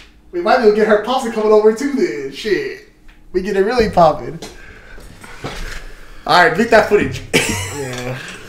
Yeah, but I think these are some good casts. I think I would still stick with where's she at? Emma Mackey. I think that's where I'm still rolling with. I think she's cool. Don't know much about her, but The looks the part. 5'9". She has some good shows. Emily, I know that's on Netflix. So like The Death on the Nile. She has some stuff. So, hey, give her a chance. 5'9", tall woman. 27, perfect age. So let's rock with it. I'll be cool with that. I even saw at one point they were Samara Weaving was a part of it too. Samara Weaving, Ready or Not, Scream. Oh yeah. Now she gonna be for Marvel. So we're gonna use her probably for the Invisible Woman. Yeah. Which I mean wouldn't be bad. I'm considering that her and David Corn Sweat played. We're in a relationship. Well, I'm saying like their characters were in a relationship in Hollywood, so I mean, I guess the chemistry would be. Yeah, but she's a natural blonde. But she could, Javante. They dye it. It's not about that. It's about the look. It's not about that. It's about your natural look, though. Some women just don't look right with darker hair. Some women actually can't just wear darker hair, bro, and some women can't wear lighter hair. Yeah. I'm being realistic, bro. You ain't being realistic. Wigs always look. Just you put a wig on something, don't mean it look good all of a sudden. I mean, I'm just saying. Hey, look, I'm gonna say this. You'd be surprised how many actors and actresses that you watch in a movie. You're like, damn. I get that. Blonde, I get that. But hair color does matter to a certain extent, bro. How you it's part of your look. If you're not naturally. If your skin doesn't look right with darker hair color, it's not gonna look right on screen. Okay, well, some people do. I never seen no girl from Ready or Not with no damn. Check. Go to girl from Ready or Not. Type it in real quick. Hey, check out Miley Cyrus. Hey, she can pull off both. I haven't seen Miley Cyrus can pull off brunette. Have you seen Margot Robbie wear anything ever dark? Has she ever went dark with her hair? I think she did in one film. What movie? What film? Even if right here, look at her. She's naturally a blonde. She ain't got where's the dark hair at? I mean, it's technically right here. That ain't dark hair. That's a blonde. It's a dark, dirty blonde. Yeah, exactly. Yeah, that's one. Fucking 100 photos you just showed me. And that don't look right compared to the rest of them. Okay. Let's see. Margot Robbie. I think Margot Robbie fine regardless. Bitch, I ain't never seen Margot Robbie with no damn dark hair, bro. You can put Margot Robbie in some damn with a damn green hair. And let's type in Margot Robbie. We'll look ourselves. Let's type in Margot Robbie. You ain't got to do all that. Okay. Look, now I'm getting all these stupid ass pictures. These ain't real. I mean, yeah, but still. No, show me the real pictures. Go back to her real hair look, nigga. I think this was actually real though. That ain't real. Type in fucking. Type her goddamn name in the right way. Take that the damn tag you put in there out. I didn't put no tag. You put that damn brown hair tag. Get that shit out of there. Just put Margot Robbie. We'll look at pictures. Okay, fine. Well, let's look at the photos. Jesus. Let's see some dark hair. You show me, motherfucker. I'll wait.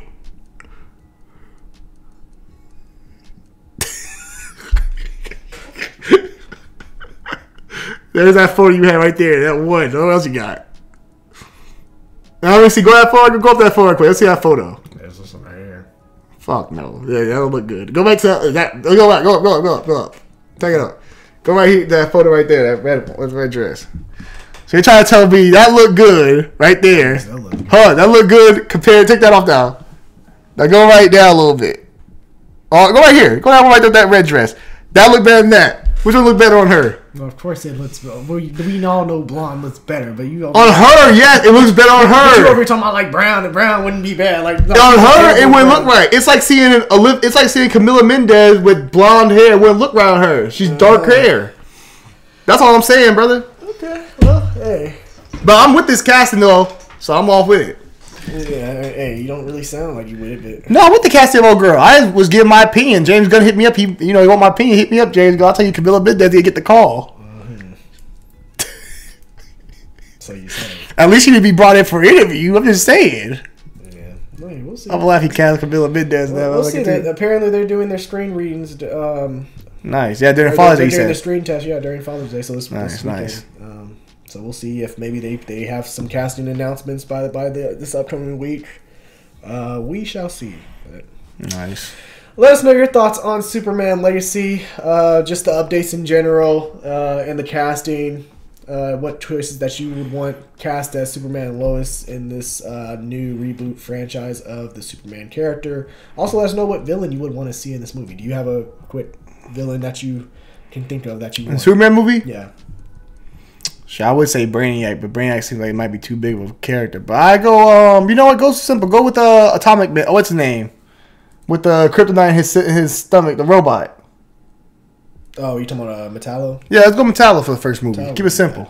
I feel like you could. Me and my friend Zach were talking about this the other day, and we said you could do Brainiac.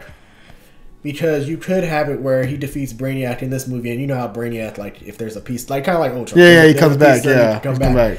So you could have him where, like, even he builds himself up, and come back eventually and fight the Justice League film, you have Brainiac. You could go there too. So, I'd probably do that for a second film though, and then hold off and then have him then come back or something like that. But yeah, you Brainiac. I said Mattel just 'cause I think Mattel's like too cool. We haven't seen Mattel on screen.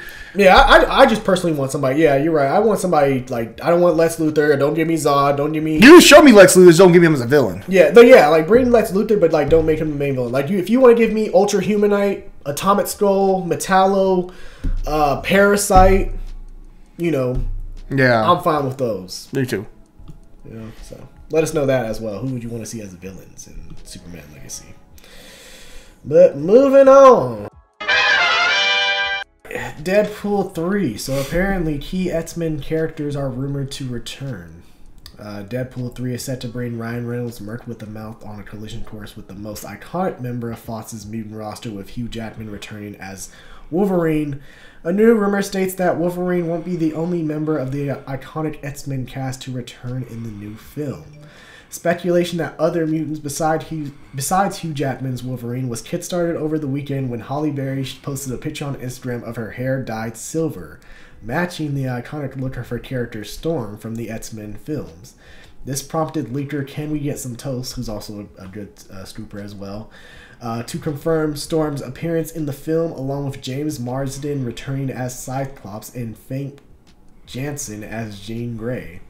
While most of Fox's X-Men films would have been more aptly named Wolverine and the rest of the X-Men, that's facts. James Marsden, Famke Janssen, and Halle Berry served as the three most prominent actors alongside Hugh Jackman during the original trilogy. Given Cyclops, Storm, and Jean Grey are also some of the biggest X-Men names outside of Wolverine, it's no shock they were chosen to return above any other characters for Deadpool 3. It's currently unclear what role James Marsden, Famke Janssen, and Halle Berry will have in Deadpool 3 if they do appear. However, given the film is marketed primarily as Hugh Jackman's Wolverine meeting Ryan Reynolds' Deadpool, and there are at least a dozen other actors poised to have a role in this film, it's not likely the X-Men characters will be anything more than a cameo. So, yes. Huh. And I did see, like, someone tweet, like, this will be, like, X-Men's No Way Home, like, version of No Way Home. So what do you think about them attaching all these other X-Men into the I think for me personally, I think it's cool. I think, you know, it pays homage. If they're gonna do like No Way Home, is paying homage to who came before, because they are the original superheroes on screen.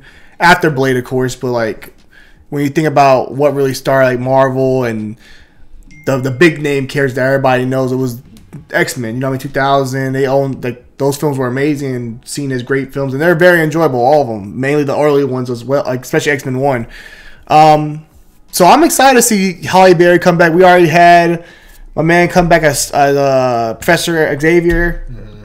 So it's cool to see like these older characters. Yeah, Patrick Stewart come back. My bad. Patrick Stewart come back as Professor Xavier in Doctor Strange, Multiverse of Madness. So it's cool to see these characters that, you know, play these iconic roles early on, come back, maybe when those films got a lot of negativity later on, come back and be able to reprise those roles and get that nice send-off and that nice, you know, that love for what they helped build to this point with the MCU and with Marvel and all that. So I think it's dope. Yeah. I'm excited for it. I'm not surprised by it because X-Men all are on Disney Plus as well, so it could make sense to even do this. Like, you could really promote this well, but promoting those movies and stuff. So I'm all for it. I think it's more of a cameo thing as well, or maybe they help at the end of the movie or something like that, which would be cool with me, coming for like 10 minutes. But I'm all for it, man. You know, I'm cool with this. I love those original characters. I love the original Cyclops. Love Halle Berry, of course. I love Jean Grey. So like, I'm cool with all these. They bring them back. See, I don't know, because like, depending on how they play it with the audience, because they probably could save them for the end of the movie for the audience, like, you know, to build it up. Mm-hmm. Or it could be they're right at the beginning of the film, and then Deadpool snatches up Wolverine, and then it's just those two moving forward. That could be it too. That could be it. Like, maybe they're at the X Mansion, and Deadpool uses his time. Yeah, and grabs his ass and takes Wolverine with him. So it could be that. Because I remember like there were rumors about Secret Wars potentially being X-Men send off, like they would incorporate all the X-Men and shit and everything. So maybe that's it still.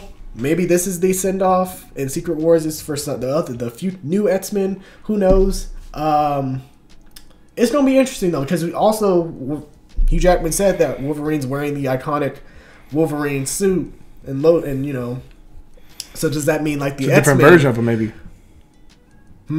Maybe he got a different version of the X-Men. What do you mean? Like, what if this ain't the X-Men that we grew up on, but like a different version of that same team? Which is why they wear the classic suits. Yeah. Well, I mean, technically, we never really saw the new version. Because the version we saw died, and then they had the X-Men Days of Future Past, and then everything beyond that, we never really saw that. Yes, maybe that's what that is, yeah. So it could work. Yeah, I mean, but the thing is, like, it would be tight to see them all in the iconic costumes. Don't get me wrong. But then it's also like, don't you want to save that for the new X-Men that are going to come to the MCU? I don't think the new X-Men in the MCU are going to wear the classic costume. They should. I think they'll have something similar. I think they'll play something similar, but also something more new age, if that makes sense. It would be like somewhere in the middle between the original, but also like something of new, like fashion style or something like that. Right. The crazy thing is, apparently, like, because I saw James Marsden, his son, was dressed as Cyclops. He was dressed as Cyclops with his son for Halloween. And you can tell, like, when you watch it and you take a closer look, they actually do have different colors on their suits. But you can't see that shit because it's, like... The black, yeah. The black. Like, Wolverine, he has the yellow incorporated. Cyclops, he has... I think he has yellow incorporated in his. Jane, you can see the pink. But you know what's crazy, though? If you did bring back... I mean, if you brought back those outfits with Hugh Jackman, people going crazy. If you bring back the classic outfits with this original team with Hugh Jackman winning... I think people are going to go crazy. I'm going to lose my damn mind. Honestly, bro, heading into next year... Because I'm pretty sure Spider-Man, if it doesn't get pushed back, Spider-Man will probably still be number one across Spider-Man. But this will be number 2 on my most anticipated. Just seeing those two, Ryan Reynolds and Hugh Jackman on screen, is enough for me. Seeing the X-Men, I might have a heart attack in that theater. But that's what I'm saying. Like, putting them in those classic outfits will be like, oh shit, like, you know what I mean? Yeah. And they could do it. They did with Professor X already. Give him the the real classic chair. That's true. They didn't go with they give them that classic one. You're not wrong. Classic theme music from the original '97. Mm-hmm. So they could go with the same thing. I wouldn't be surprised if they went with the classic going with these guys. Facts. Because they already did with Patrick Stewart to pay like homage to him and kind of change up what people they couldn't do with the originals. A question. This might be controversial. Are you bringing back Elliot Page as Kitty? No, you ain't bringing back Kitty. Nice try. No, you ain't bringing back Kitty. Just saying. Hell no, you ain't bringing back Kitty. You probably ain't bringing back Rogue either, though. You ain't bringing back these main 4. It'd be cool to see Iceman again. No, it would not. I don't want to see Bobby X. You know, it'd be a cool cameo, like put him as part of the X-Men, just because his movie never got picked up. Channing Tatum's Gambit. No. He doesn't fit. What do you mean he doesn't fit? You haven't built him up enough to where it's like, oh, I want to see. But that's the thing. It's like you've never got him. Like his movie was canceled, so why not just? But that's not the Gambit. I got Gambit on screen. It just wasn't his Gambit. Not in this universe. Yeah, I did. Oh, I got an X-Men and Wolverine's movie. I got Gambit. Yes, with the Taylor Kish. Yes, that's my guy. But Christian Bale. Channing Tatum. She was always like sure it can happen, but like. I just don't feel like it would. I mean, it'd be cool, I guess, in a way, but also be kind of like... Because Gambit is part of the X-Men team. Like, no, I get that. But it also would kill the nostalgia vibe because he wasn't part of the original team. Like, as far as the movies. He was in those movies, so it would kill the nostalgia in a way. Because it's not part of the OG. But again, we never saw this universe's X-Men. Because remember, the whole Days of Future Past, it changed history. But you're pushing these 4 because these 4 we already love and know. That's why you're pushing Storm, Wolverine, Jean, Cyclops. They're first off, they're the most popular. Even though Gambit's popular, but they're also ones that we already have grown with and we know from the first movies. Now, seeing Gambit pop would be cool. I'm not knocking you for that. Hey, bro, I'm just saying. But then people be like, where Rogue at? What the fuck, Nightcrawler? They could bring him back. You can't bring them all back now. Goddamn. Fuck it. Hey, fuck it. What's the point of having X-Men in the future then? Future pop X-Men. up. But no, I'd be cool with Gambit if Gambit popped up. That'd be cool, I think. But I just don't see him doing Kelsey it. Grammer as Beast. Although I don't think he's don't want to do all that makeup and all the prosthetics and shit. Nah, I think this is cool to do. If they add Gambit, I think that's a bonus. If they do the Gambit thing, I think that's cool. I'm being honest. I can see it happening. Yeah, I can see it. I'm not surprised. No one can fight in them boys. I wouldn't be surprised they said let's bring Gambit in and let's do the fan favorite. Let's do the fan. Cause they already done it. Think about it. The fan do. They already did with Childish Gambino. Well, Spider-Man. Sony did with Childish Gambino as Prowler. We've seen it done with Fantastic Four with Mr. or in Doctor Strange with Mr. Fantastic being like fan cast and people that wanted to see him the whole long time. And they did it with. Well, I guess this would be a spoiler for you, but The Flash. They did it with a certain actor. Well, nigga, don't tell me. Oh, you talking about Keaton? No. Don't tell me about no shining scene yet. They did it with an actor that was supposed to play this character, but never actually got to play this character. Oh, they did with Green Lantern. I already know what's coming. No, I'm guessing. Well, I haven't seen the movie yet. Don't try to spoil the movie for us. I'm not spoiling, but look, he hasn't seen it either. I don't know what the fuck he's talking. I've already seen the leak from it. He be fucking his own stuff. I already saw the leak. You say he fucks his own stuff for looking at the leaks. Everybody knows about the leak. You're the one that don't know about. Yeah, exactly. I'm going clean. So anyway, but if y'all know the leak from the Flash, like kind of like how they did that. It was a character that was supposed to play this character. However, it got scrapped. So same thing could happen with Channing Tatum. Y'all go see the movie too. I haven't seen it. Trust me, them people down below, they ain't spoiled. They already know what the fuck it is. Well, I'm with this. Yeah. Hey, Deadpool 3, I'm looking forward to it, bro. It's gonna be fire. It's gonna be fun. Deadpool 2 is like, eh. Yeah. Deadpool 1's cool. They kind of need to go big after the second one. How that was, but you know. But we'll see. We'll see how it works. So, Batman, Brave and the Bold, the newest Batman film in James Gunn's new DC universe, lands its director, and it will be The Flash's Andy Muschietti. That must be Flash's fire. Andy Muschietti is officially suiting up to direct a new Batman film. Variety can report exclusively the film is one of several new DC Studios titles mapped out by leaders James Gunn and Peter Safran earlier this year. Muschietti, behind this weekend's superhero release The Flash, will direct Batman, the Brave and the Bold. The project is based on the comic series authored by Grant Morrison, who Gunn called exceptionally influential in the DC universe in January. The comics imagine a Bat family where Bruce Wayne's biological son Damian serves as Robin to his dad's Batman. Muschietti's sister and creative partner Barbara will produce the project via their Double Dream alongside Gunn and Safran. Let's see. You saw Flash, but even before taking the reins at DC Studios, I knew we were in the hands of not only a visionary director but a massive DC fan. Gunn and Safran told Variety of Muschietti, "It's a magnificent film, funny, emotional, thrilling, and Andy's affinity and passion for these characters and this world just resonates through every frame. So when it came to time to find a director for The Brave and the Bold, there was really only one choice. Luckily, Andy said yes. Barbara signed on to produce it with us, and we were on our way. There's an extraordinary team, and we couldn't have been better or more inspiring partners as we embark on this thrilling new adventure in the DCU.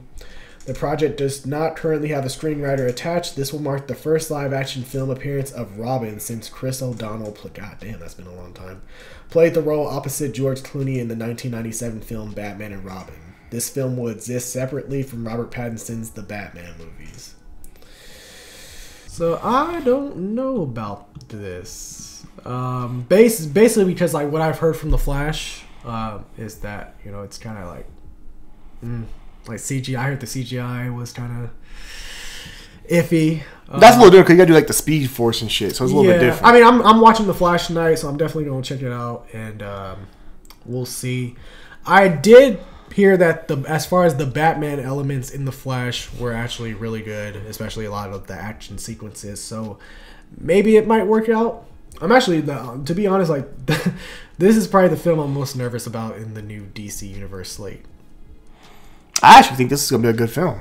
I think to me this is good because it separates itself from Robert Pattinson's Batman. You know, I told you all the time. I said about the Bat, like how you're gonna have people kind of confused about these Batman films. But if this with having the Robin and doing more of a comic-y Batman and Robin type film, this could be something dope. I'm nervous about it because the Batman was so good. Like, well, you're not compared to the Batman though. Well, no, I'm not gonna compare, but it still has to be good. Yeah, but it's good a different way. Like it's gonna be more comic-y than Batman. And Batman's more of a serious, like, detective film. This is not gonna be probably detective. Probably more action packed, fighting, which is cool though. Well, facts, but again, I have to watch The Flash because again, I've heard mixed reviews on The Flash. Like some people. Shit, it's 87% Rotten Tomato score. There's some people who walked out of it like, what the fuck is this? Like, this is the worst DC. How about I might be rare. I gotta watch it. Because think about DC usually scores low on Rotten Tomatoes. They have an 87% score. I don't know. Birds of Prey they had a high score. Birds of Prey was ass. Everybody knew Birds of Prey was gonna be ass. The damn shit looked ass. The Flash looked good from the jump. High score. Look, and also I think I don't know if she's attached to it still, but they have Christina Hodson writing the script, and Christina Hodson she wrote the script for Birds of Prey. I didn't say shit about the script. I haven't got the script yet. I'm pretty sure. I don't think this right there. I didn't say they haven't done all that shit yet. But to me, this separates itself from the Robert Pattinson version, and I think it's cool to bring in Robin in because we haven't had Robin in so long. I think it's honestly gonna give you a new tone and a new take on Batman, which would be cool. I think it'd be a good thing, and I think this director, they said right there, they said that he's a big DC fan, so I think he's gonna take. And James Gunn's you gotta remember also, James Gunn's the head of the snake. James Gunn's not gonna let no bullshit just come out. You know what I'm saying? Mm-hmm. It's like Kevin Feige was early in Marvel. Like he wouldn't let no bullshit just come out because he's the head of the snake. Same thing with James Gunn. He's the head of the snake. This film's gonna be on point. It's not gonna be no bullshit. I don't worry about like CGI and all that kind of shit. I think that's gonna be fine. I am excited though for having a Batman and Robin comic cartoon type of vibe to it. Something different we're giving the Robert Pattinson, which is more slow paced, more mystery detective type stuff. You can do a lot with this universe. This is where you get your Clayface. All right, yeah. So you want your Clayface? Here he comes in this universe. Christina Hodson was supposed to. I told you, yeah. No, she was supposed to write. Apparently, she dropped that shit a couple weeks ago to do the new Fast and Furious. I think the Dwayne Johnson speak-off. Okay. No, she's actually doing. No, she's doing the sequel to the new Fastettes. Oh, nice, fire. Fuck. Yeah, we'll figure it out. So. Christina Hodson. Like when I heard her name was attached, I was like, I don't know how I feel, but okay, we'll see who they have as the writer. This is gonna be a banger, I think. But like I said, Andy Muschietti. I'm not too sure about how the Flash film is going to be, but I did like based on like the early comments and feedback from a lot of people on Twitter and just like in general. You can't trust Twitter. Well, just reviews in general. Like they said, the Batman elements in the film were great. So I think he might have something here. Yeah, I think it's gonna be good, bro. Robin coming back too. That's the title. I think is dope. Batman: The Brave and Bold. The title is very unique, different, not like anything else. This separates itself from Robert Pattinson's universe. Yeah, it's based on the issue. Yeah, and you get away from the. I think this is where you say I want Clayface and shit. This is where you get your Clayface. I mean, you're not getting Robert Pattinson. You're getting this. I mean, you could have had it, Robert. No, you cannot, bro. That shit's too realistic. You can't have Clayface in no fucking realistic world. It was not realistic. Bro, it went for a realistic tone. The way everything's set up, the damn tone, even the color and everything. Everything's like very realistic, like real world type shit. Nigga, it's Gotham. That's what the fuck Gotham is. Okay, even the way Batman's suit looks is very realistic take on it. Right? The car, his Batmobile ain't a realistic take on a Batmobile. Shit, the way it was running through all them trucks and shit on that damn highway. Bro, his suit looks more like a realistic take on what Batman would wear. The way this motherfucker puts the shit in a backpack.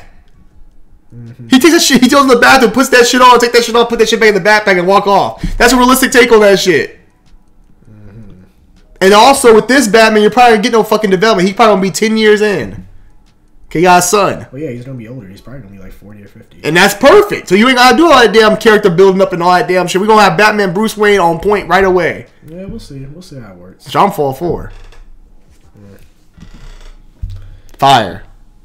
I already know how I want to cast for Robin. Because he's too old now. Well, again, yeah, you don't even have your Justice League movie set, and Batman's already about to be 40 or 50 to have a kid. So I mean, hey. Bro, Batman has to be a main part of Justice League like that. He doesn't. Not as far as like that. He's part of one of the building blocks up, but you can have Justice League with other heroes going to do shit. Batman always gotta be on the fucking floor. Batman could be in the goddamn ship working on the damn computer or some shit, telling you what's going on. He always gotta be on the goddamn ground. That ain't Batman. Batman always on the ground. Shit, what you talking about, nigga? Watch the Justice League series. Tell me. There's times. There are times where they use other heroes. Episodes. There are times where other heroes go like Hawkeye, or not Hawkeye, Green Arrow and shit. Yeah, because Batman handling shit in Gotham, for sure. Okay, then. So when you have... But Batman ain't never sitting behind no goddamn keyboard. Not like that, but you know what I mean. Like, Batman's ain't never a guy Batman's in the Batcave doing his own bullshit. The only time Batman ever been the guy in the chair was Batman Beyond, when he be in Terry McGinnis's Batman be in the Batcave sometime chilling. Or not chilling, but he be working for the Batcave on the computer and shit while motherfuckers out on the field. When? Who he be doing that for? In Justice League, nigga. He ain't Bitch, always please, on tour. when? What episode? Name me one. I'm trying to think. But look, okay. Batman always on the front line, goddammit. My point is, he ain't always gotta be on the front line though. You got Batman taking care of shit in Gotham. That ain't Batman. But you ain't gotta have Batman in every movie. Batman's have to be in every Justice League movie. Nigga, what? Batman better be in every fucking Justice League. No, movie. that's how you build the Justice League. Okay, last time I checked, the Justice League's a group of a big ass group of heroes that come together to help fight big crime. Yes, but the 7 is like. But you don't need the 7 every time. Nigga, what the fuck you talking? Okay, what are you? If you're saying, all right, the movie is called Justice League Dark. Okay, fine. You want to have Justice League Dark team? Sure, that's Justice League Dark. But you telling me this is a Justice League movie, and you telling me the Batman or the court and Superman and Wonder Woman ain't got to be in it? Nigga, what? Every time? You lost your damn mind? Every time? Yes, they got to be in it every time. Unless this Justice League movie is set in the future where them niggas ain't a part of it no more, then fine. Bro, I can go with a team with Green Lantern, Martian, Green Arrow.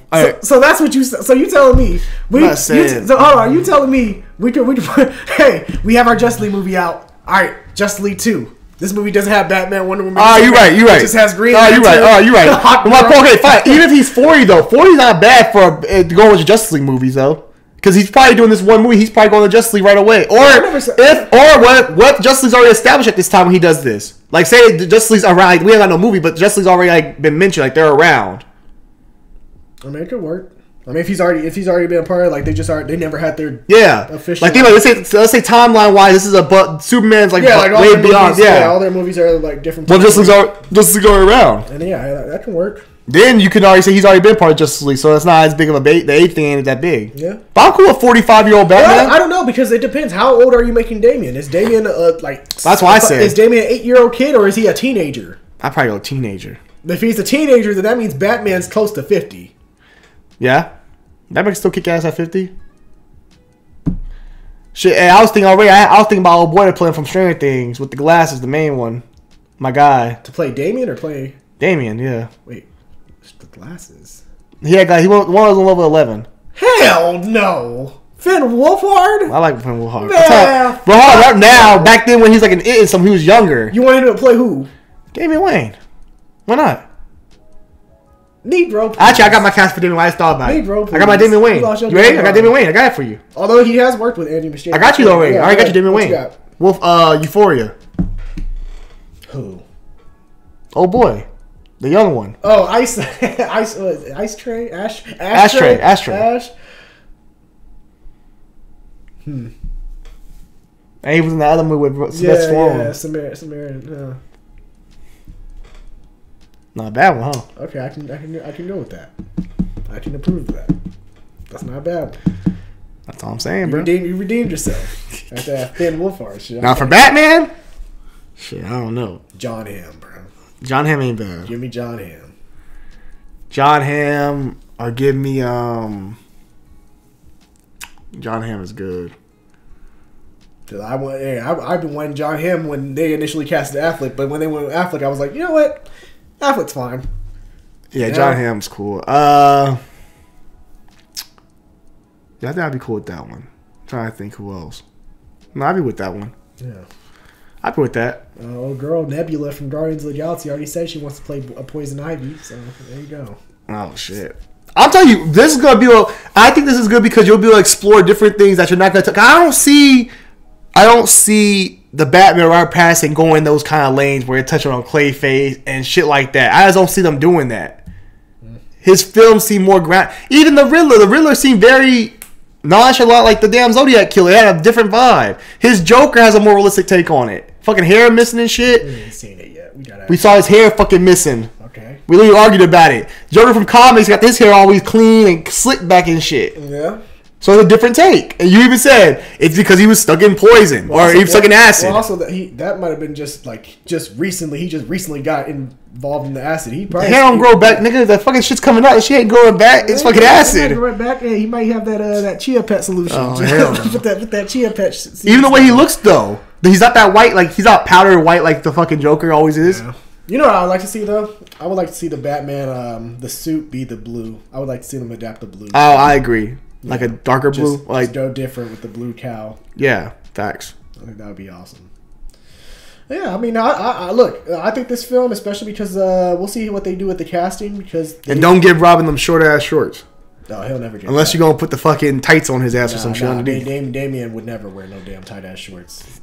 Damien, no. Hey, you can put it. Hey, Bruce can trick all them other Robins into wearing that shit. He ain't tricking Damien. All right. You probably did Nightwing in this film. Yeah, that's what I'm saying. Like, you could probably include Nightwing, Tim Drake if you wanted to, like some of the. You can do a lot of stuff with this. Like, I think at the end of the day, it's going to be a Bat family film, but the focus is Bruce and Damien. But you can always grow on it. Yeah, I'm always with it. So we're gonna see. It's just gonna be interesting. I'm definitely gonna facts. Check it out when it comes out. But, big facts. You know, I'm looking forward to seeing the updates on it and who they have as villains and whatnot. So I probably need to read the Brave and the Bold comic. That's something I need to do so I can already get a jump start on it. But looking good. But yeah, let us know your thoughts on Andy Muschietti potentially directing Batman Brave and the Bold. What do you think about him directing? Do you think it's a good choice? Do you think there's someone better that could direct it? And are you looking forward to Batman Brave and the Bold? Let us know your castings that you would do for Batman Brave and the Bold as well. But yeah. Alright guys, that'll be all for this week's CBM talk. We'll for sure try to do more frequently, maybe do it weekly. We do have something cooking up at Sour Kids Productions Studios where we'll do some shows and potentially CBM talks for them as well that we will do, and we might even try to make a couple of them live discussions so you guys can join in and interact with us as well. So it's going to be awesome. Looking forward, but we hope you guys enjoyed this one. Be sure to share your thoughts on a lot of the topics that we discussed, and be sure to come back for more. I'm DeAndre. I'm Javante. And this is Dre and Jay. Deuces. Deuces, guys.